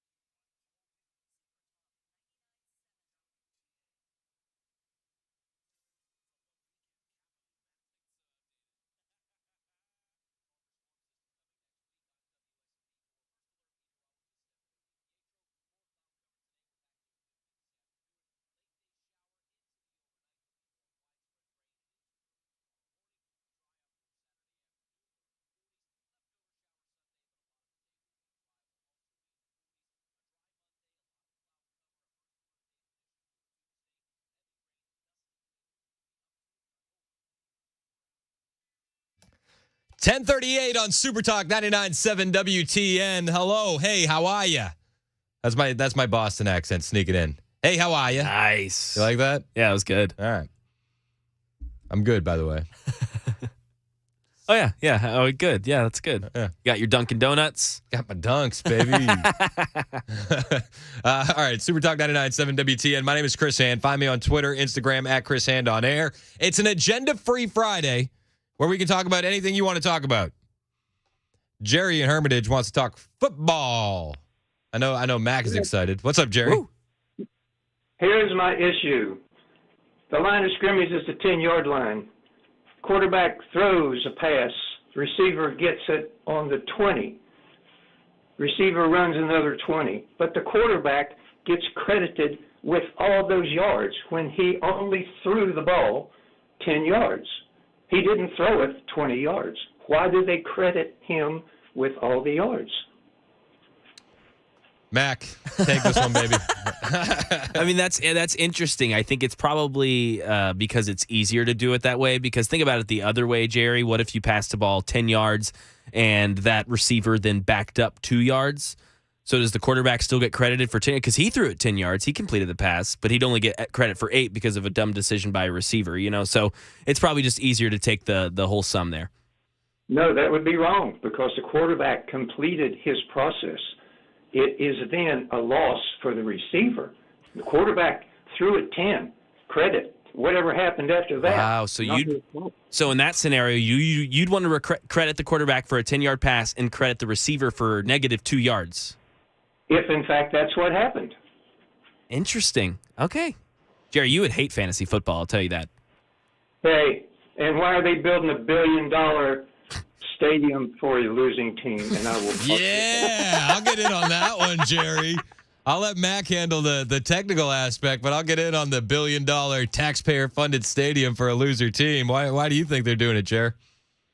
It's political, and it draws a crowd. I don't care if you're never winning a game, fans will come because that's what fans do. Hey, I appreciate the call, Jerry. Thanks so much. Bye-bye. Yeah. Mac hosts a sports podcast, by the way, Behind the Box Score. Have you put out a new episode lately? We have one coming out next week, and it'll actually be the first official episode under our sister station, 104.5 The Zone's umbrella. So, all right. Yeah, heck yeah. Thank you, man. Very excited about that. Congratulations. So, yes, perfect time for the playoffs. Yeah, so and so when you miss you're gonna be off. After the of big course. game. I'll be off on Tuesday because the college football championship's on Monday, so I can't come into work, right? Who's playing? Oh, yeah. No idea. I don't have any idea. It's Michigan versus Washington. Oh. So 2 historically loser teams and the Redskins and the Lions are playing? Redskins and the Lions. Is that that's what it is? That's it, man. All right, so it's a big deal? Oh, yeah. Joe Theismann, Barry Sanders. Yeah, neither of them have been in a championship in a while. So people are excited. It's a long time coming, man. Yeah, this is it. Yeah. All right, well, go Redskins. Go Redskins. All right, let's we'll throw Mac another bone. Joe in Spring Hill wants to talk football. What's up, Joe? Hey, gentlemen, thanks so much for taking my call. I don't know what Jerry was trying to make confusing. I mean, we all know the quarterback gets the credit and under his passing yards, and the receiver gets credit under his receiving yards. Now, one thing that does happen, whenever a quarterback is sacked and he loses yardage, that comes off of his passing total. So we'll leave it at that. Nothing complicated. You don't need to play fantasy football there.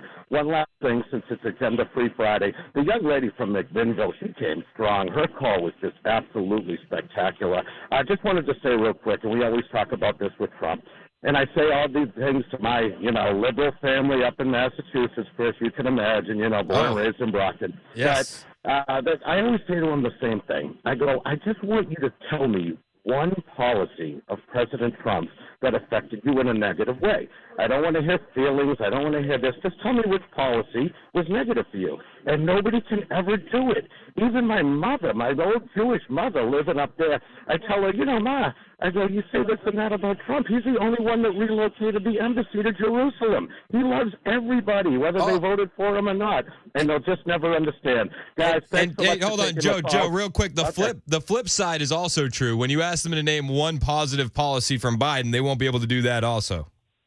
They can't do it, and that's where the problem lies. I mean, and with the media, we're not going to get into all that. Like I said, it was just a quick call to set that gentleman straight about statistics. Guys, we love the show. It really takes us through the morning. Thanks so much for all that you do, and have a great weekend. Hey, Joe, thank you, man. Say hi to your mother for me. Thanks. Will do, Chris. Take care. All right, Bye. later. It's a Boston thing. Say hi to your mother for me. Say hi to your mother for me. Everybody, that's what we say. That was great. I could tell he was from the north right away. You penned it, I'm sure. Heavy vibes. Yeah, heavy vibes. It was awesome. Yeah, he said Brockton. I was like, yeah, that's my guy. Yeah. I was all up and down there, Medford. That's where I got my start in radio, was in Boston. Oh, that's crazy. Yeah. Oh, that's awesome. So it's cool to have people call in then. When I was 18, so I know I joke about sports. I used to be big into sports before they all went woke. Because when I was 18, I got into the Boston sports, and it was like Brady came into the picture in 2001. I was skipping school to go to championship parades and all that. That's awesome. So I really was. And one of the coolest moments I had was working in radio. I got to take my dad to a charity bowling event with the Boston Red Sox after they won their second World Series in 2007. Wow. So we were a lane over from Terry Francona and Kurt Schilling. No way. Like one lane away. And it was so cool because I was like 19 at the time. And to be able to do that for my dad, it was. That's so awesome, man. That gives me goosebumps. That's incredible. It was so cool. Yeah, so that's like, awesome. I've been extremely spoiled in sports. So when they went full woke, I was like, yeah, I don't need it anymore. Yeah, you're like, I'm good. Yeah. I got my fix. I literally have. I don't know how I could have more of a fix in sports and be able to walk away from it if I didn't have all the Super Bowls, the World Series championships. Oh my gosh, we had a Stanley Cup snuck in there. Yep. We had Celtics in 2008. Yep. I was on. So another radio story. I got to be on the court in 2008 during their finals run. It was in an empty. It was in an empty stadium. It was in an empty stadium. Surreal. But it was so cool. Oh, that's amazing. And you know me, I'm a Celtics fan too. So that's just Game 7, so cool. Game 7 of that Eastern Conference Finals when LeBron was playing. This is the most Boston thing you're ever going to hear. So Game 7 of that Eastern Conference Finals, LeBron is dueling with Paul Pierce. Yeah. I'm working at a top 40 station for KISS 108. Our closer is the New Kids on the Block. And that game delayed the New Kids on the Block getting to the concert because they were at the game watching what was happening. Oh, my So gosh. then immediately following the game, they took a helicopter from downtown Boston over to Mansfield and like a little bit more western in the state to come do the concert. That is so sick. It was that is awesome. Wild times. They were late. Like, sorry, man, we're watching this game. Yeah, we were at the game. Yeah, it's great. So we were like, after a Celtics dub, go perform. We were watching the game backstage and wondering, okay, how long will it take the New Kids on the Block to get here? So I don't know if there's anything more Boston than that. So Boston. It's the most Boston thing. Jeff in Eagleville. I love the subject on this call on this Agenda Free Friday. Jeff in Eagleville wants to talk chemtrails. You're next on Super Talk. What's up, Jeff? Hey, how you doing, Chris? Good, man. How are you? Doing great. The Boeing Aircraft Company describes a condensation trail as a short tail behind an airplane that dissipates within 15 seconds. A chemtrail stays there and lingers and spreads and creates a milky white covering. And like if you look out today, they totally saturated our stratosphere. That's where they spray it, thinking that it's high enough that it's not going to come down to Earth, but it does. It's in our soil. It's in our tested positive in our water, ponds, lakes, and all that. But they started this because of the Dust Bowl of the 30s. Scared the hell out of them, thinking that the sun was going to burn us up. And so they developed these nanoparticulates. They took aluminum and cut them so small that they figured little mirrors, billions and trillions of little mirrors to reflect the sun's effect back to it would save us. And they've been doing it for 80 years. And not only here, they've been doing it all over the world. Yeah, no, this is something that I've dug in on.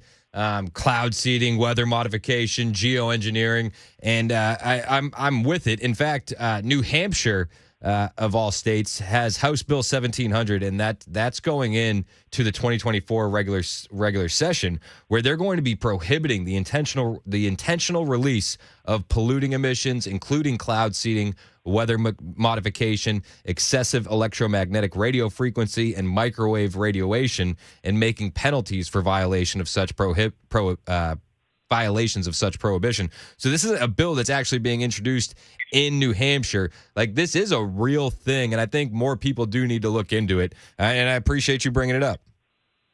Yes, sir. And it's a real deal. And there is a great website to look up called geoengineeringwatch.org. Yeah, because that's the technical term for it. You know, chemtrails has that negative conspiracy theory connotation with it.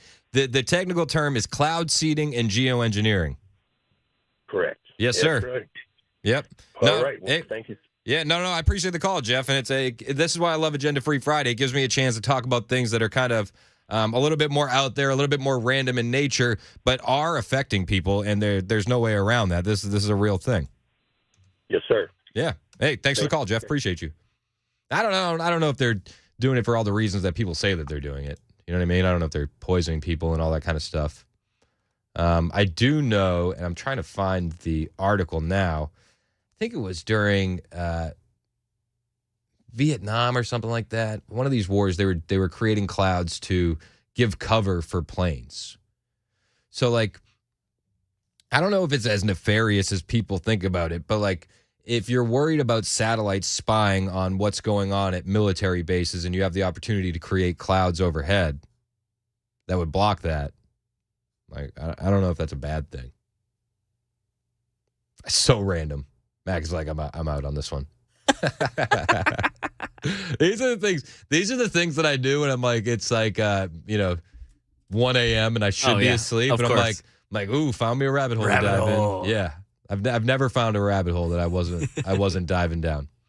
So, yeah. No, I mean, it's a thing. Cloud seeding, geoengineering. Google it. There's patents. There's articles. And again, New Hampshire has House Bill 1700 to prohibit the intentional release of polluting emissions, including cloud seeding, weather modification, and excessive electromagnetic frequency. That's happening this year. HB 1700. It's the truth. No. I'm sorry. I was laughing at a super text. I thought you were laughing at me. No. I'm not laughing at you. Oh, what Jason said? No. Jason's great, too. Jason's good. I'm just reading that. 0231, though, said they're turning the frogs gay. Yeah, they are. They are. That's actually happening, too. That's from all the chemicals in the water. The xenoestrogens. That's a different story for a different day. I like what Jason said, though, 0674. He said, I'm forcing everyone around me at the DMV to listen to you guys. Well, if you're listening at the DMV because of Jason, we salute you. My name is Chris Hand. This is the Chris Hand Show on Super Talk 99.7 WTN.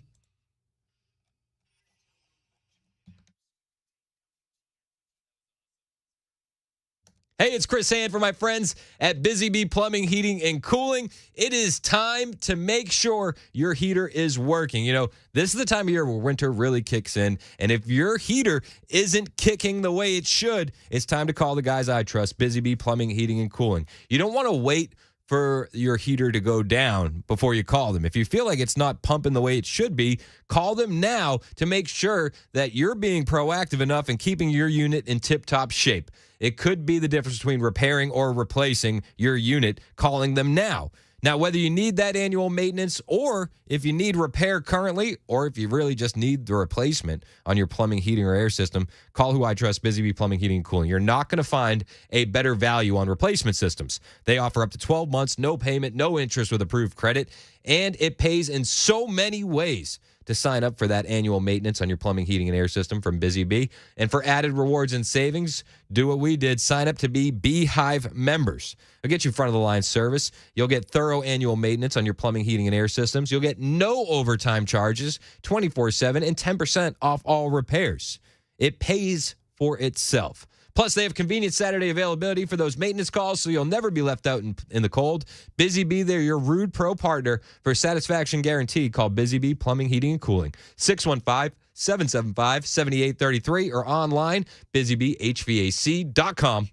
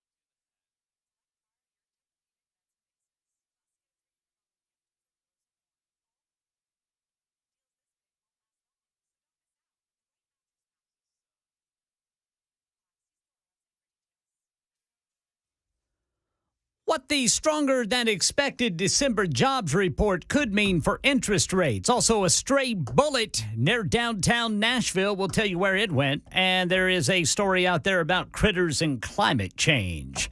All this and more at 11 on Super Talk 99.7 WTN. When you said critters and climate change, I'm so glad my mic wasn't on because I went, ah! So scary. Climate change. A guy who blames a lot on climate change is Alejandro Mayorkas. That's why we're seeing all the numbers at the border. In case you were keeping score at home, it's not the Biden administration policies. No, it was climate change. Brett Baer had Alejandro Mayorkas on, and Brett Baer was grilling him on Fox News. It was pretty fun to listen to. Would it be surprise you to hear that CBP sources say that currently they are releasing more than 70% of the migrants crossing every day, and sometimes more than that number, higher than 70%? Would that surprise you? It would not. It would not surprise me at all. Oh, okay. Thanks. It would not surprise me at all. Would that surprise you? That CBP is releasing 70% of these illegal aliens a day. And it bugs me, and I'll say it. I've said it again. I'll say it time and time again. The left really owns the manipulation of language. And they impose these language manipulations, and they push it so hard that even the conservative and people on the right adopt their terms. And I feel like as soon as we start adopting their terms, that's the first step towards us losing the battle. And you hear Brett Baer say migrants. I'm guilty.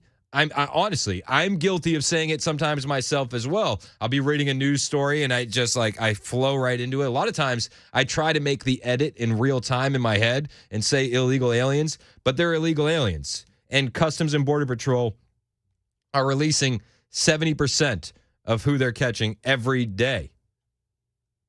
Every day, and Mayorkas is asked, "Does that surprise you?" It would not. It would not surprise me at all. I know the data, and I will tell you that when individuals are released, they are released into immigration enforcement proceedings. They are on alternatives to detention, and we have returned or removed a record number of individuals. We are enforcing the laws that Congress has passed. You say they've removed? No, they haven't deported a lot of these individuals. record low numbers, actually. And, it blows my mind that he can just come on and lie about that. Brett Baer pushes back and he asks him if he's going to take blame for this border crisis. And Mayorkas, not surprisingly, will not take blame for the border crisis. You don't take as an administration or as the head of this department any blame for what we're seeing on the border currently? You don't think those numbers are extraordinary and that it's like the White House says, just the ebb and flow? These numbers are historic. There's 8 Rose Bowls full of illegal immigrants that came across the border just since October 1st, Mr. Secretary. 8 Rose Bowls. Mac, you're a sports guy. That's a lot, right? It's a whole lot. Brett, the numbers are historic. The numbers are extraordinarily large. This is something that is not specific to the United States' southern border. This is something that we are seeing throughout the hemisphere and throughout the world. We have increase in authoritarian regimes. We have more extreme weather events that are driving people from their homes. We have poverty, and America is proving to be prosperous. Yeah, he won't take blame, but he will blame climate change. That is Alejandro Mayorkas. Should have been impeached day one in 2023 if Kevin McCarthy had stuck to his word. Will Republicans stick to their word and then finally impeach this guy? We'll find out next week. Stay tuned. Same bat time, same bat channel. It's 11 o'clock on Super Talk 99.7 WTN.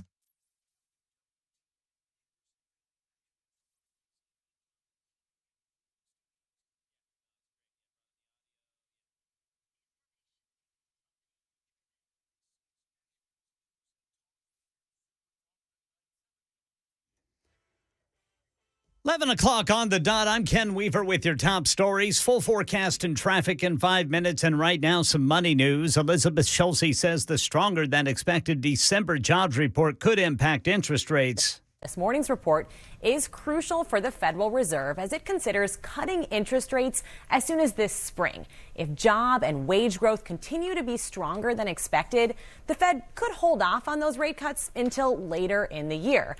This, of course, matters if you're trying to buy a new car or a new home. The cost of mortgage rates just ticked up slightly to 6.62%, and that was a little bit higher than it was before. U.S. employers adding 216,000 jobs for the month of December.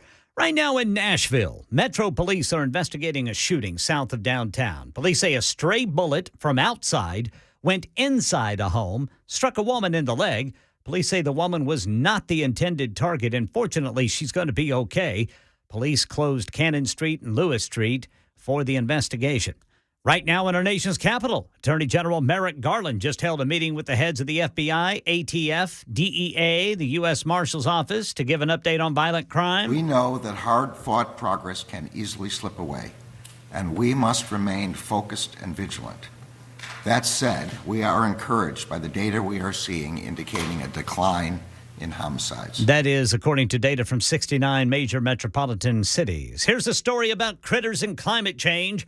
Jim Ryan reports wildlife officials sounding the alarm over an influx of creatures in the southeastern United States where they previously could not survive. It began a few months ago when someone in Georgia spotted a yellow-legged hornet, a relative of the so-called murder hornet. And while it's no more dangerous to people than a native hornet, entomologist Keith De La Plaine says, for beekeepers, I do think this is a grave concern. Fishermen started spotting a non-native blue crab off the Georgia coast. And now comes the invasive cannibal tree frog, which eats everything it can get into its mouth, including frogs that are native to Georgia. That is the latest news. Weather's next. I'm Ken Weaver, WTN News.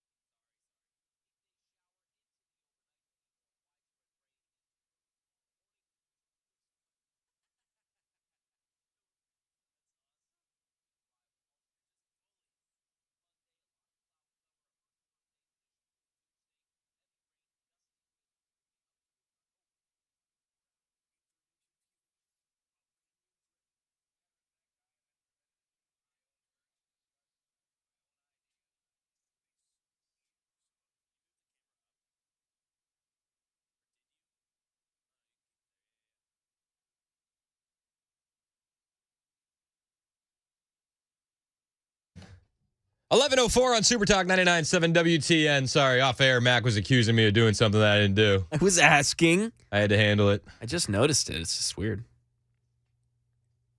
It wasn't me. It's just this fisheye view on our TV.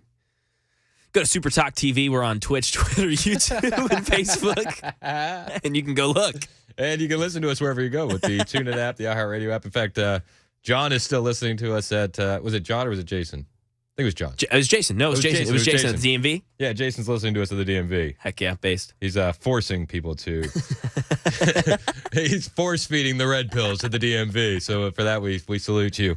Download the apps. Find us wherever you need to be. I'm on Twitter and Instagram as well, at Chris Hand on Air. This is an agenda-free Friday where we can talk about anything you want to talk about. I've been getting bunches of texts about this. It's been trending all over the internet. Aliens in Miami. Have you heard about this one? No. You haven't heard about aliens in Miami? Aliens in Miami. Okay. Not illegal aliens. That's a different story about Miami. Yeah. Imagine that's Cubans. Hefty. Yeah. I'm sorry. Sorry. No, so all right. Okay. This thing is trending on the internet. I've gotten a couple of texts about this. Okay, I'm gonna look this up. All right, yeah. Do just Google aliens in Miami. And then make sure you put in parentheses not Cubans. That way you can weed out those results. Okay. We've got a viral video. All right, so there's a viral video of like 75 to 100 cop cars that showed up at a mall. I think it was New Year's Eve or New Year's Day in Miami. January 1st, yep. January 1st, so New Year's Day. And people are saying that the police presence was because of a fight with teenagers with sticks and fireworks. And then other people are saying that's not what happened at all.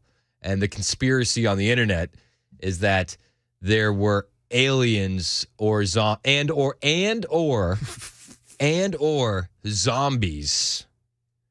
that the locals were defending themselves with firearms from. I didn't know. So it could be aliens and zombies. I didn't know they were in cahoots. We're done for. I don't know if they're in cahoots or if it was a zombie alien war of some type. Yeah. But this is what the kids are talking about on the internet. So a lot of people are wondering what happened in Miami. Was it aliens? One of the things I thought was weird is so remember also, was it New Year's Eve? I think it was, or the 30th. I think, no, what day was it? 28th or 29th at Opryland. Yeah. Oh, yeah. Remember there was the reports of mass shooting, but it turned out to be a fight with teenagers. Teenagers and metal chairs falling. Yeah. We had a video of that in how long?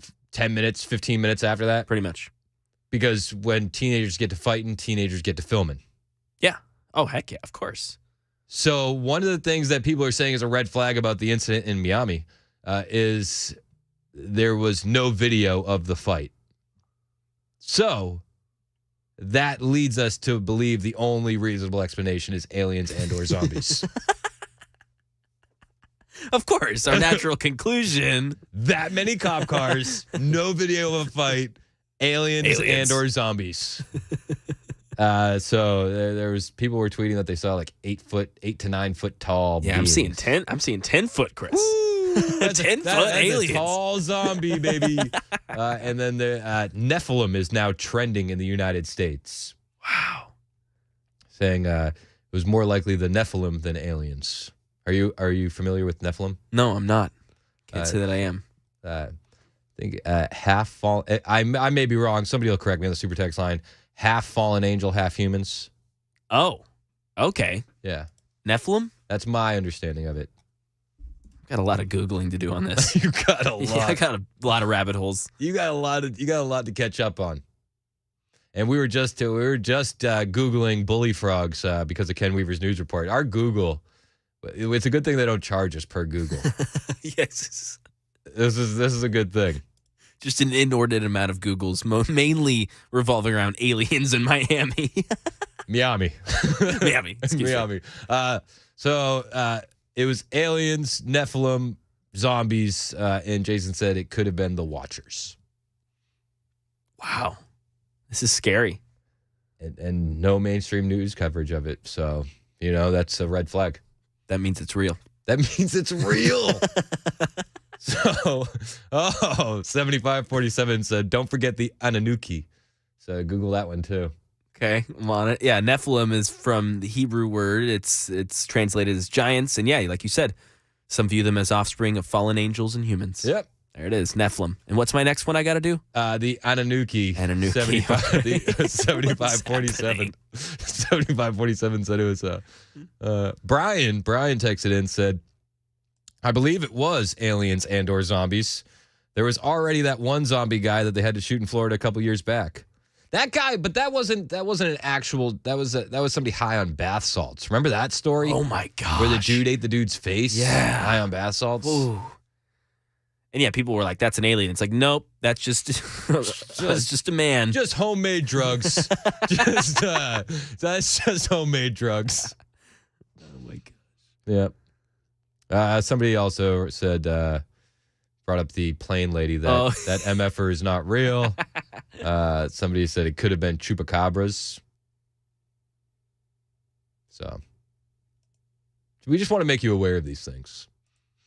These are the important stories. We don't have all the answers, but we can provide the questions. You know what I mean? I'm surprised we've gone this long on this topic and you haven't hit the X-Files music for me. You know what? I wanted to do it at the beginning, but you know what? Hey, there you go. There you go. What was the got busy Googling. What's the Anunnaki? The Anunnaki. So the Anunnaki are a group of deities of the ancient Sumerians, Assyrians, Babylonians, and the earliest Sumerian writings about them, which come from the post. Yeah, it's everybody knew the Sumerians dabbled in fake news. Yeah. Their primary function was to decree the fates of humanity. Oh, yeah. All right, now everybody's sending in their favorite conspiracy theory. 4010 said, my favorite conspiracy theory is that Garth Brooks is a serial killer. Is that a conspiracy theory? Do people say that? Googling. We should have 7662 said Bear Pig Man. I believe it was Man Bear Pig, but to each their own. Ethan wants to know if we're talking about Enki, the god of creation. I don't know. I'm not. Yeah, Garth Brooks keeps getting accused of being a serial killer on social media. That's a real thing? That's the first thing that comes up here. What's going on with Gen Z, bro? You're closer to them than I. I don't know what's happening. He's got friends in low places. Just leave him alone, okay? He's got friends that can hide the bodies. Sorry. I don't think Garth Brooks is a serial killer. Although, is that worse than being just a hopeless liberal? Who knows? The world may never know. Somebody said, don't forget about the skinwalkers. We haven't. We don't talk about the skinwalkers. 3040 said, so you guys know that the Florida zombie guy tested negative for bath salts. He just went full zombie. You don't just go full zombie. Yeah, come on. This isn't like Hulk. Yeah, You're just like, all right, going Hulk now. Nobody goes full zombie. Nobody does. 7547 said, didn't people think Ted Cruz was the Zodiac killer? People still do. So this Garth Brooks thing started as a joke from comedian Tom Segura when they did a little tour together back in 2018, and Segura made one joke about Brooks, like killing people, and it just took off. Yeah. And so now it's just a thing. Wait, you know what they say about jokes? The best ones have a grain of truth. That's it. Don't do this. All right, you know who else has been firing up the conspiracy bros?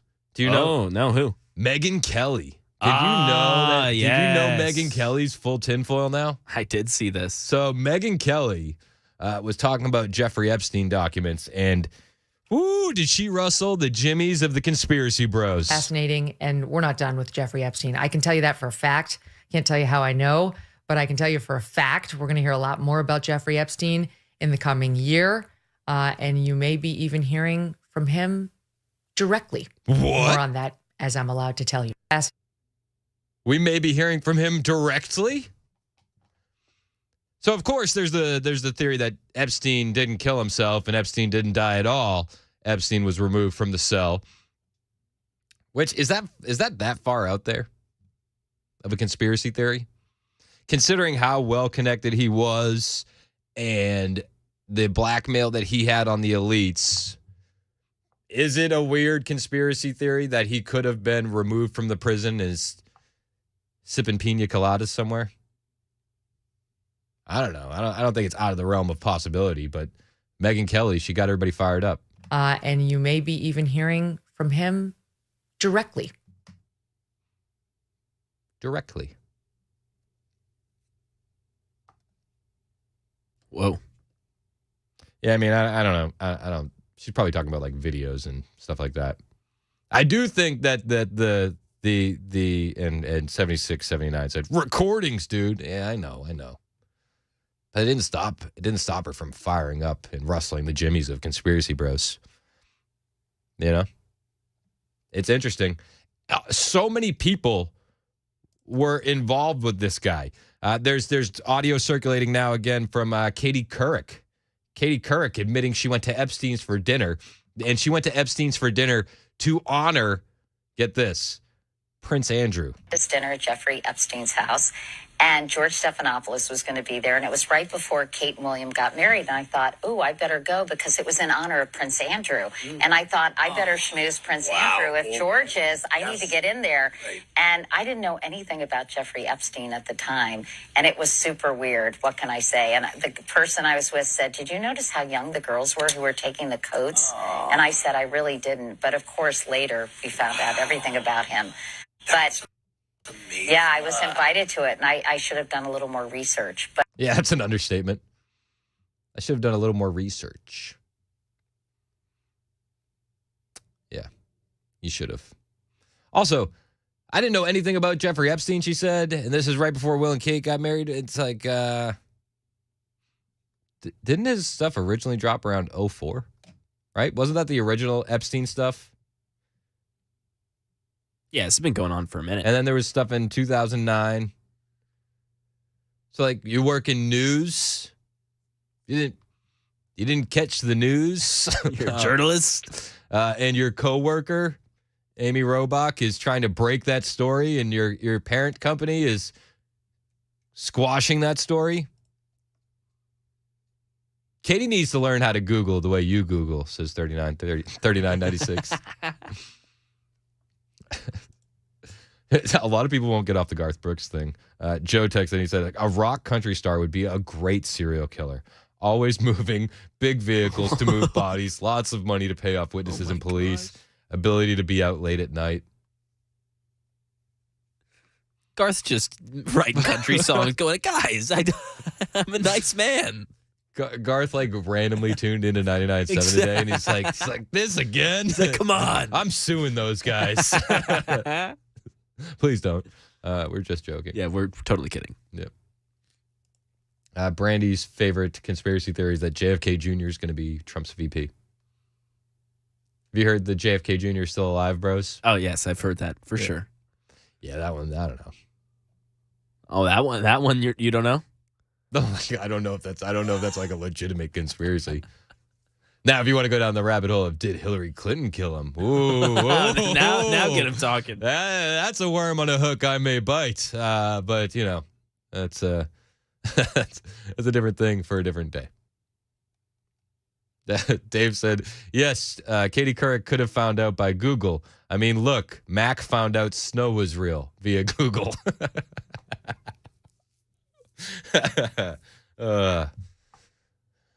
Whew. 1476 said Garth sells pulled pork. Oh, you guys are very, very very, very, very funny. I appreciate you guys. But, you know, okay, conspiracy theories, they tend to come out to be true.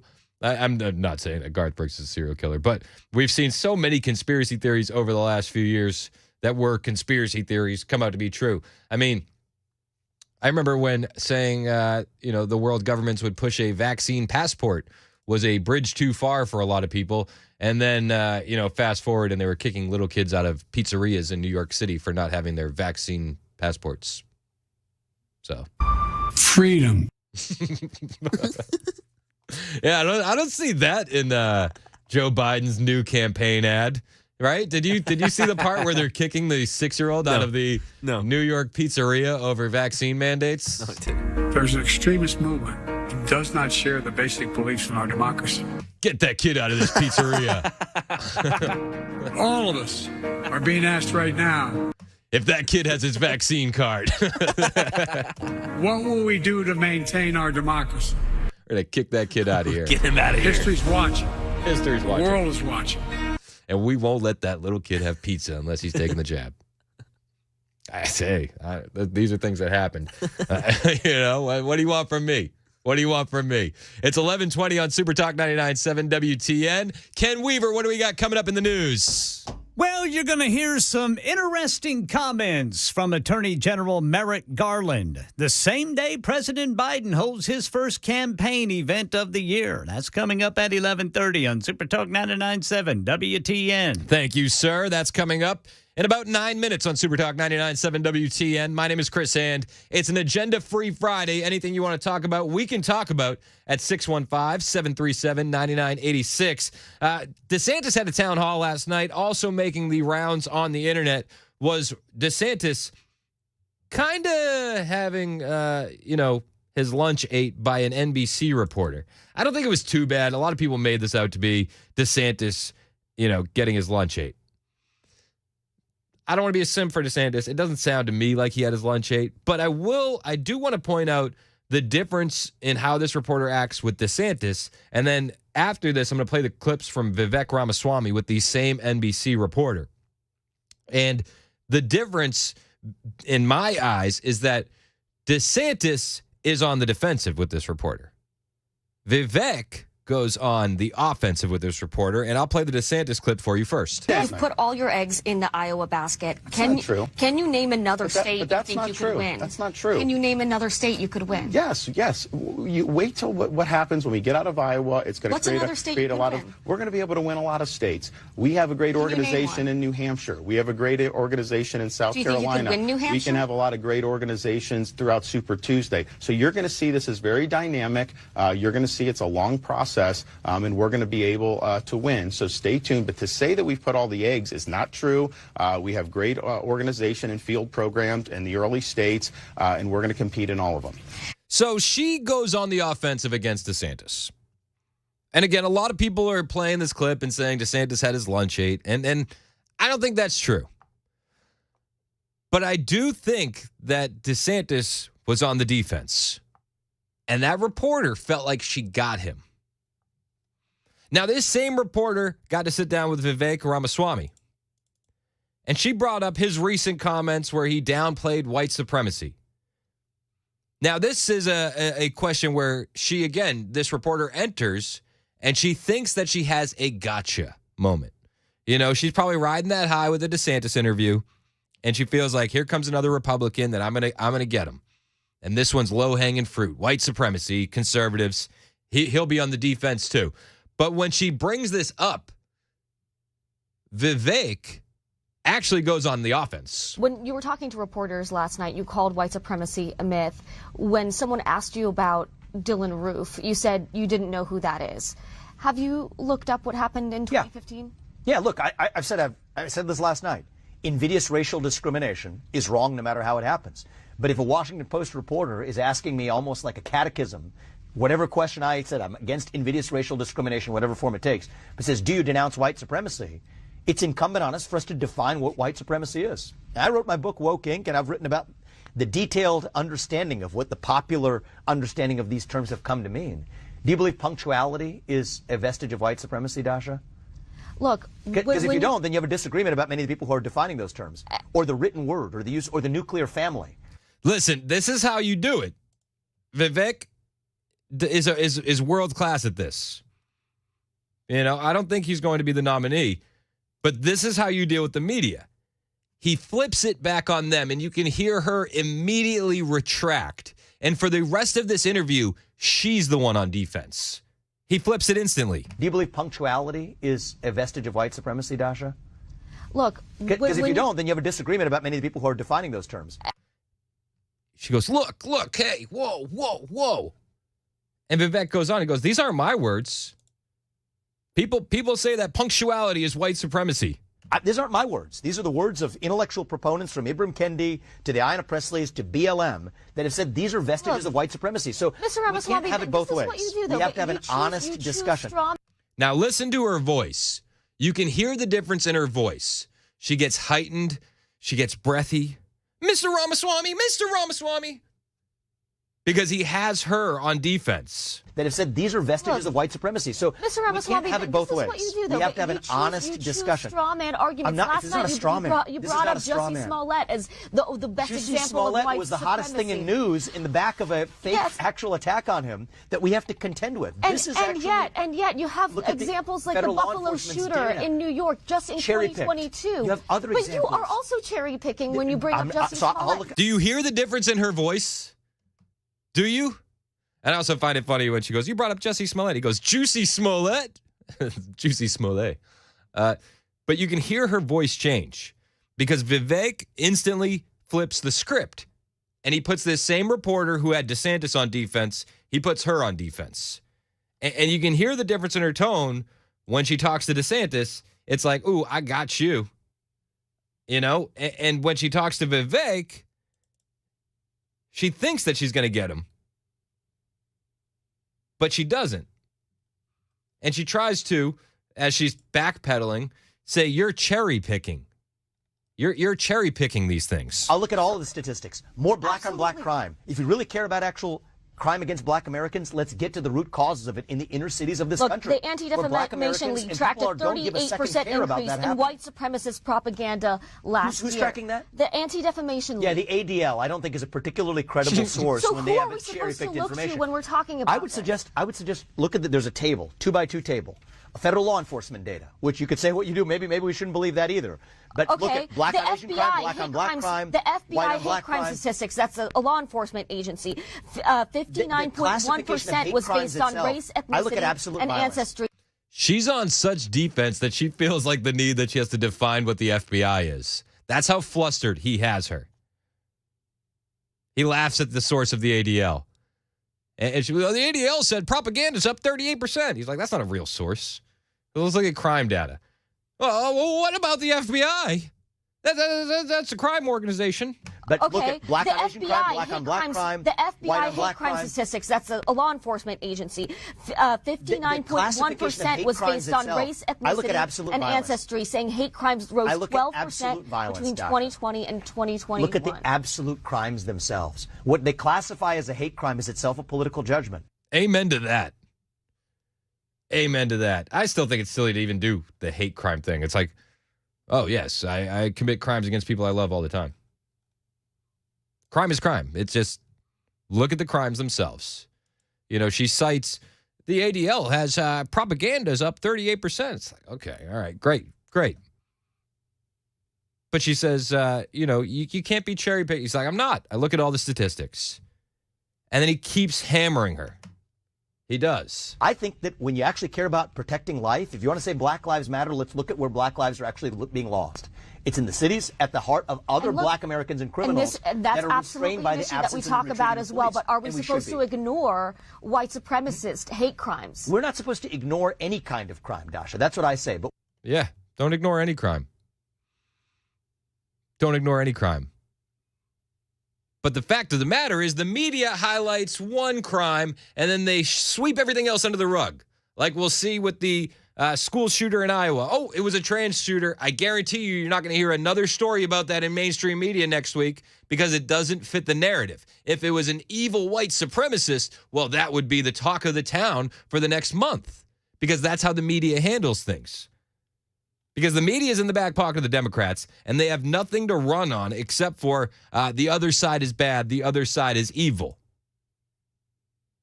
And Vivek takes her to task over that selective reporting and even brings up how they handled the Covenant shooting. What I see is a selective reporting. Take the Nashville Transgender Shooter Manifesto. Every shooter manifesto in a mass shooting has been released within 48 hours, except for that one shooter in Nashville.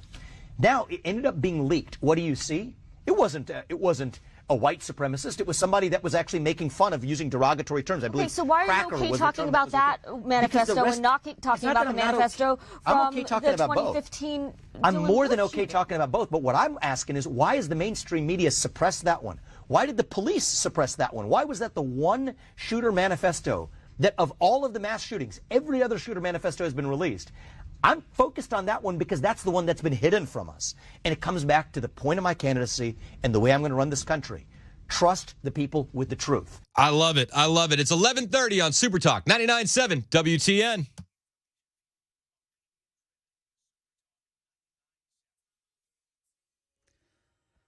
I'm Ken Weaver with your top stories, and right now we've got a 15-minute delay eastbound 24 in Antioch. You got the left two lanes blocked by a crash.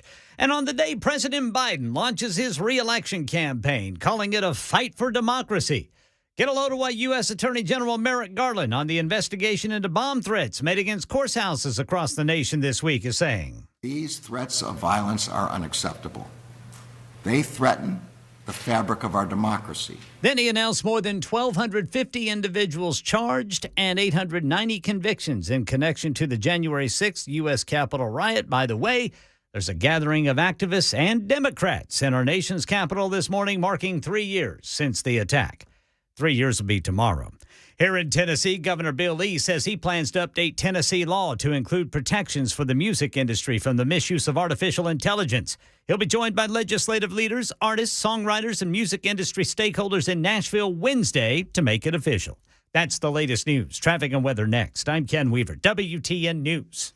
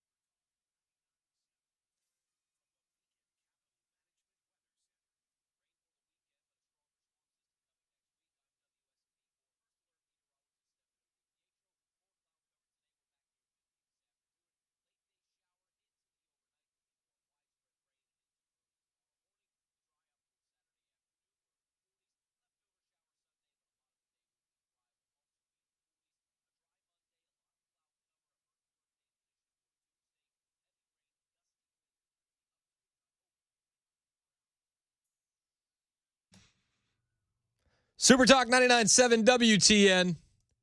My name is Chris Hand. All right. I'm having a lot of fun. There's a texter, 0636. Did you see what the compliment he gave me? Oh, yeah. 0636. He loves you. Why don't you read the compliment that he gave me? Because I don't want, I feel like it's weird to read my own compliments on here. No, this is one that's just too nice for you to read. It would feel like egotistical if you read this one that's so nice to you. So here's a compliment from 0636, which they spell compliment wrong. You are worse than Mark Levin. You are truly a crazy MAGA Republican, unlike your fellow host on 99.7, Chris. In which you responded so nicely. I did. Thank you with a heart. Yeah. Yeah, I like that stuff. So, sorry. I like to have fun and talk about fun things. I don't know. Is it because we talked about Garth Brooks maybe being a serial killer? Is this like a Garth fan that I really upset? Yeah, maybe it was the gay frogs. Who knows, man? Who knows? Oh, Dave said amen to that compliment. So, yeah. There we go. Yep. 75-47. Chris is one of the most based. Yeah. I try to be. It's hard. It's hard to be this based. It's a lot of work. Yeah. 3183 said maybe that's Garth. Maybe that's Garth. You're next. Yeah. Uh-oh. I thought the Dems are going to come after me now. It's just Garth Brooks. Somebody, I lost the text. Somebody made me laugh about the Garth Brooks stuff. Said maybe Garth is just covering for Trish.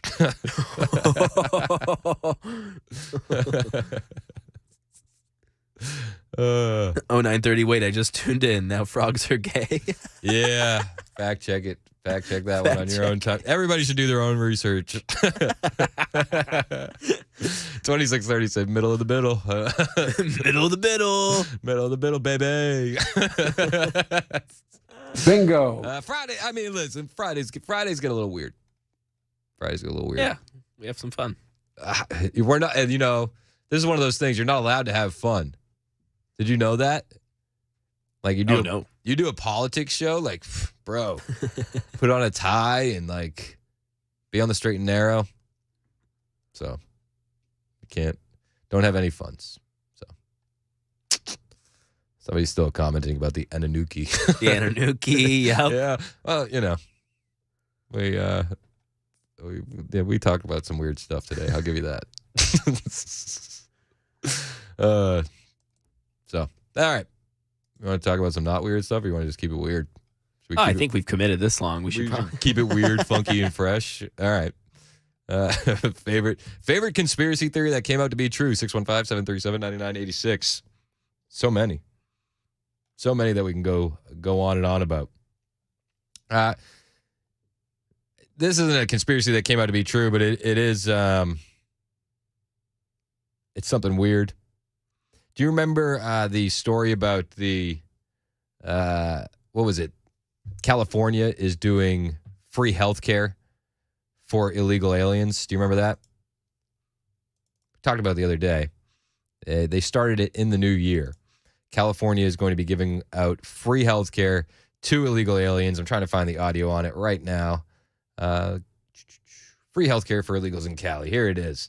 So they've decided that illegal aliens in California get free healthcare. Also, starting January 1st, California will become the first state in the nation to offer health insurance to undocumented immigrants. Under the expansion, more than 700,000 people between the ages of 26 and 49 will be eligible for Medi-Cal. Oh, hey, so progressive, so brave, so caring, so heartfelt. Well, it's now been revealed that sex changes and hormone therapy will be included in the healthcare coverage offered to illegal aliens in California as of January 1st, regardless of whether they enter the country via legal means. So they could be illegal aliens, and they will qualify for Medi-Cal, the state's public health insurance. And under Medi-Cal, sex changes and hormones are on the table.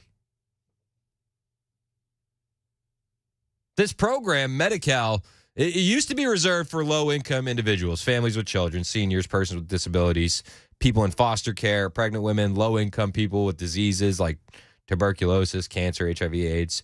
I'm not against a net for people that don't have money for health care. I don't want somebody to not be able to get treatment for cancer because they're poor. I don't want some kid to not be able to get their tonsils out because they're poor. Like that's one thing.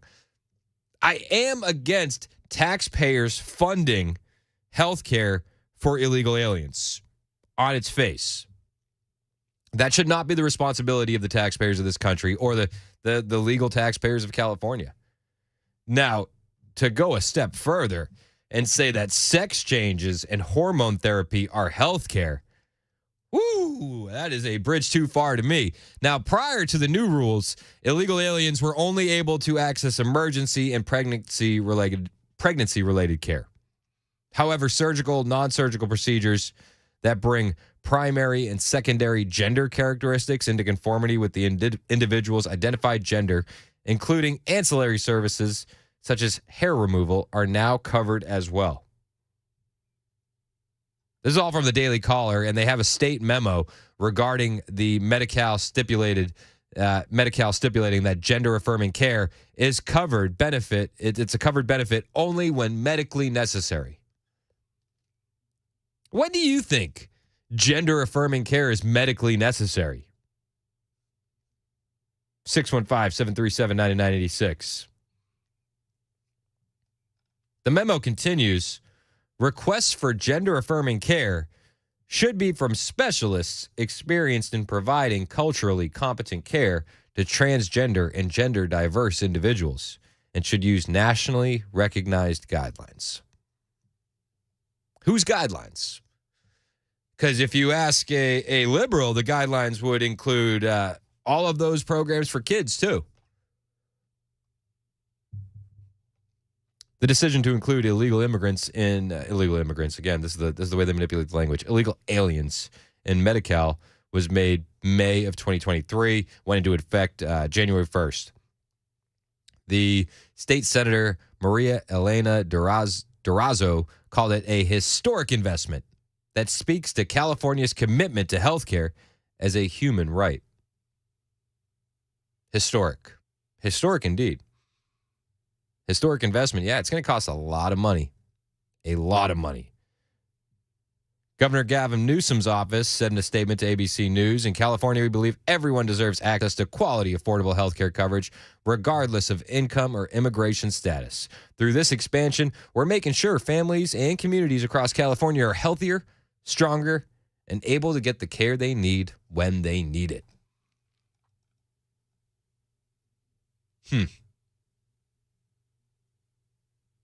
When the law was passed, officials said it would add around 700,000 people to the system. That was in May of 2023. I bet you it's a little bit more by now, especially with the policies of the Biden administration. Wouldn't you think? And we know now that gender-affirming care, it's a covered benefit for illegal aliens.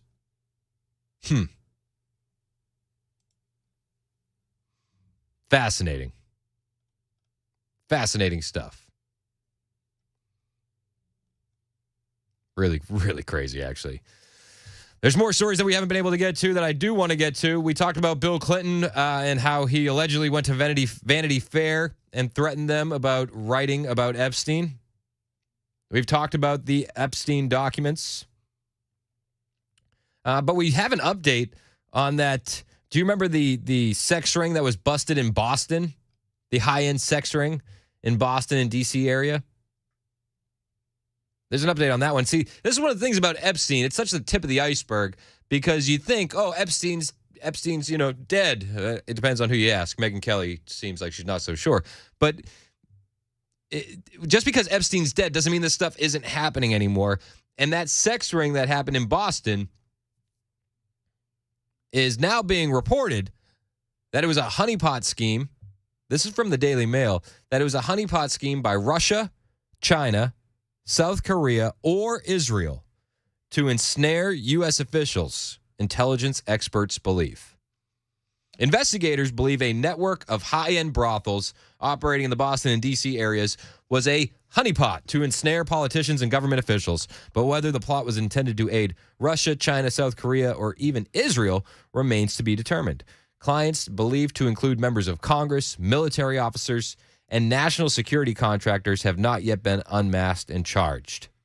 Intelligence experts are becoming increasingly convinced that the 6 high-end brothels in the suburbs of Boston and Washington, D.C. were set up by a foreign nation as an espionage honey trap. They say honey trap. I think they mean honeypot. They believe the brothels, allegedly masterminded by a 41-year-old South Korean woman, targeted politicians, high-ranking government officials, and defense contractors. So they were going after these individuals because they wanted to blackmail them. This stuff is still happening. How do we combat this as a nation? How do we make a difference so that way our officials aren't going and engaging in this kind of behavior where it sets them up for blackmail? I think one of the ways is putting an emphasis on morality in this nation again.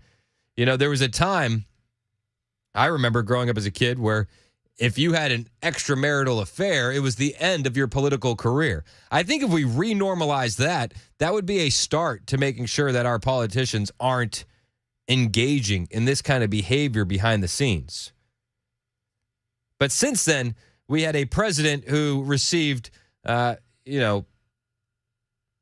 sexual favors in the Oval Office from Monica Lewinsky, Bill Clinton, that same president who is, flying around on the Lolita Express with Jeffrey Epstein, that same president who is apparently rushing into Vanity Fair to threaten them not to write about Epstein, and numerous other politicians that just engage in such immorality, blatant immorality, and they receive no punishment for it. I think we need to put an emphasis back on morality with our politicians, and I think that's one of the first ways that we can curb this kind of honeypot scheme where people are being blackmailed because they're visiting high-end brothels or engaging with people like Epstein. And they say, I always hate it too, they say underage prostitutes. It's not, there's no such thing as an underage prostitute. That's just a child sex slave. But these people are doing that. High government officials, world leaders.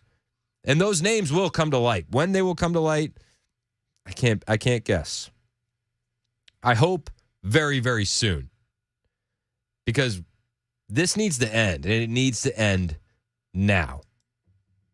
And anybody that was involved in any of this needs to be held accountable.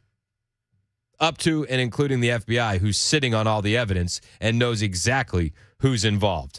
It's 11:49 on Super Talk 99.7 WTN. My name is Chris Hand. Find me on Twitter. Find me on Instagram at Chris Hand on Air. Hit the follow button. I will follow back. It is Super Talk 99.7 WTN.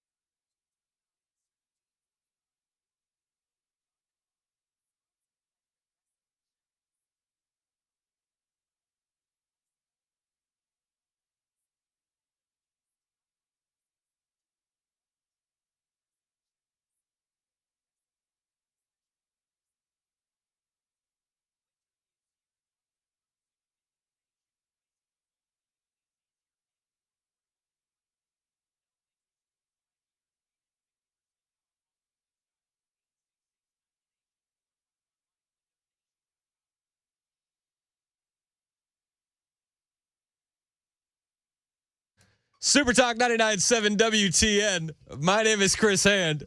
How funny was that? I just started laughing. That's great. I see. And so, for everybody behind the scenes, I'll be talking to Matt Murphy before we get into our break Very shortly. Usually, well, I mean, like before we even crack mics, while we're in commercials, me and Matt are usually shooting the breeze. Yeah. And then I have my audio down in the studio, and my cue is I see Mac Morey put his headphones on. And then right as Mac Morey puts his headphones on, Matt Murphy gets a phone He gets a call. And he just answers his phone. He starts talking. It's so funny. I just started laughing. I'm not even mad. Yeah, Chris looked at me. He was like, "What am I supposed to do?" I pointed at him. I saw Mac with his headphones on. I was like, "Hey, what do you want me to do? This guy's talking. This guy's on the phone. I got a hold." Hello. Hello. Based ringtone, by the way. What was it? He's got the curb for his ringtone. Oh, nice. Now I almost want to call you just so we can all hear it. I feel like Larry David most of the time. It was a perfect timing. I apologize. I thought we had more time. No etiquette. No. Hey, look, Smyrna was calling, so you gotta respond. That was great. I loved that. There you go. Sorry about that, Chris Hand. All right. My bad, everybody. I thought it was awesome. I thought it was great. I thought it made my day. It's real life. Sometimes I answer my phone on the air because I get angry at people that would have the audacity to call me not knowing that I'm on the radio between noon and 3. So if the You know what I guy, mean? How dare you? If that guy from prison is not getting his emails answered, he should call you while you're on the air. By the way, I got the lowdown on that. Okay. I'm not touching that with a 10-foot pole. So that's real. For those who were not listening, this fellow by the name of Sean has been hitting me up on email, and you have to click a link to open these emails from jail. Yeah. Which I've not been doing. He's getting love I'm letters getting from emails. prison. Have you not heard this? Oh, no, I can't. How have I not heard this? I'm getting emails. I'm getting prison emails and love letters. Yes. Until he clicks them and proves that they're not love letters, they are love letters. Well, I mean, you haven't been doing this long enough to get I have gotten letters from jail and they're stamped. This correspondence originated from the Springfield Correctional Institute or whatever it is. I used to work in hip hop. I would do the late night shows, and we would call them it was the headphone crew. We'd shout out to the headphone crew. That's right. I forget you've done that rock and roll stuff. Yeah. So you've been in jail, so you know what I'm talking about on the other side of it.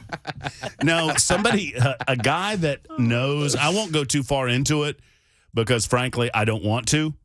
But a guy that knows this person knows that this is a real person who is actually in the Sumner County Jail, and he told me a few details, and I should probably just leave all of that alone. Fair enough. In other words, he's not right. Oh, this person's not right, and he says that he is wrongly incarcerated, and he's trying to get me on the bandwagon there. So I'm staying away from all of that. But it is actual. Who knew that email? I mean, if you are a prisoner. You have access to email. You just have to pay for it. Yeah. That's pretty cool. I mean, I guess. I just noticed your hat. That's pretty cool, You too. like that? Yeah, it's nice. Sharp. I got it at Amfest. Good looking. Yeah. That looks like that fit big heads, too. You're not a big head. I am a big head. Are you? You don't look like a big head. On a fitted cap, 7 5/8. That's about me. I'm 7 3/4, I think. That's 7 6/8. Yeah. Right around the same zone. You got to. Huge skulls. Yeah. And you can't do most of the caps. Yeah, no. They don't work. What's going on in your world? I got a nice compliment from somebody earlier. I forget. I'm trying to look for it. I said, I heard this. It was a backhanded insult to all of us. Was it? It's like you're like Mark Levin. No, I'm not. I'm worse than Mark Levin. Worse than Mark Levin. Right. You're worse than Levin. Yeah. Hello, my friend. Have you ever heard me deal with Mark Levin? What are you, a dope? So I'm worse than Mark Levin. Not like the other hosts. No, and there was another text after that. They said they like you guys. Right. I think that's kind of a backhanded compliment to you and an insult to the rest of us. I see. If you're like Mark Levin, one of the most successful talk radio hosts in the United States of America, nay, the world, nicknamed the you're Great like One. him. Yeah. They called him the Great One. I'm worse than him. Yeah, you're worse than him, ergo better, and all the rest of us are sliced bread. It's upside down world. You know what I mean? With some of these compliments. It's bizarro world. I wrote back thank you and I put a heart emoji. You know how to put heart emojis from the I'll show you. SuperText line? It's a little smiley face gives you the emoji menu. So I do a lot of That's times when I good. get mean comments, I send a heart back or like a kissy face. I've been doing the colon parentheses. Oh. But that turns into a smiley face. Ah. Which is nice. But So you're going old school that's T9 OG, on them. Yeah, OG right there, baby. Yeah. You go T9 Where you on can them do fools. you can do the P and the little smiley and make it look like I'm sticking my tongue out. Oh, all right. Yeah. All right. Sure. I like that. I heard you playing Vivek earlier and Yes. absolutely love it. And I thought it was important to contrast with DeSantis, who goes on defense with that reporter and gets flustered. I didn't think DeSantis was taken to town by any stretch of the imagination, but the reporter was in the power position in that interview, whereas Vivek immediately had her on defense, and you could hear it in her voice where she, whoa, what about this? Ah. Well, and get aggressive, and you want to debate. Do you want to interview me or do you want to debate me? Which is, what I would love to say in those situations. My comparison, my immediate thought when this is where I'm going, starting at noon, is with Nikki Haley. This is why you don't play these stupid games when you're asked stupid questions about the origins of the Civil War. Because they're not asking earnest or honest questions. Yeah. They have no interest in your answer. They have a predetermined conclusion about what you are and what you're all about. And if you start playing these games, you just sink deeper and deeper into their just cesspool. The simplest answer for her was, I'm in the business of what we can do in America's future, not what we did in America's past. And you move on. Right. I mean, what? Well, or as simple as this. Before I answer your question, and I'm happy to do that, let me ask you, why do you ask? Why does this come up to you today in 2023? And see what they say. Yeah. Because what they're trying to do is lay a trap, and you're not. I mean, so you play those games, and a week and a half later, you're still answering questions on CNN about the stupid subject, which is what it is, a stupid subject. And it's a total distraction from anything else From she real has world. going on. Right. Yeah. It was the perfect setup. They got her because she's not ready for that kind of stuff. That's right. And, everybody's an also ran to the man.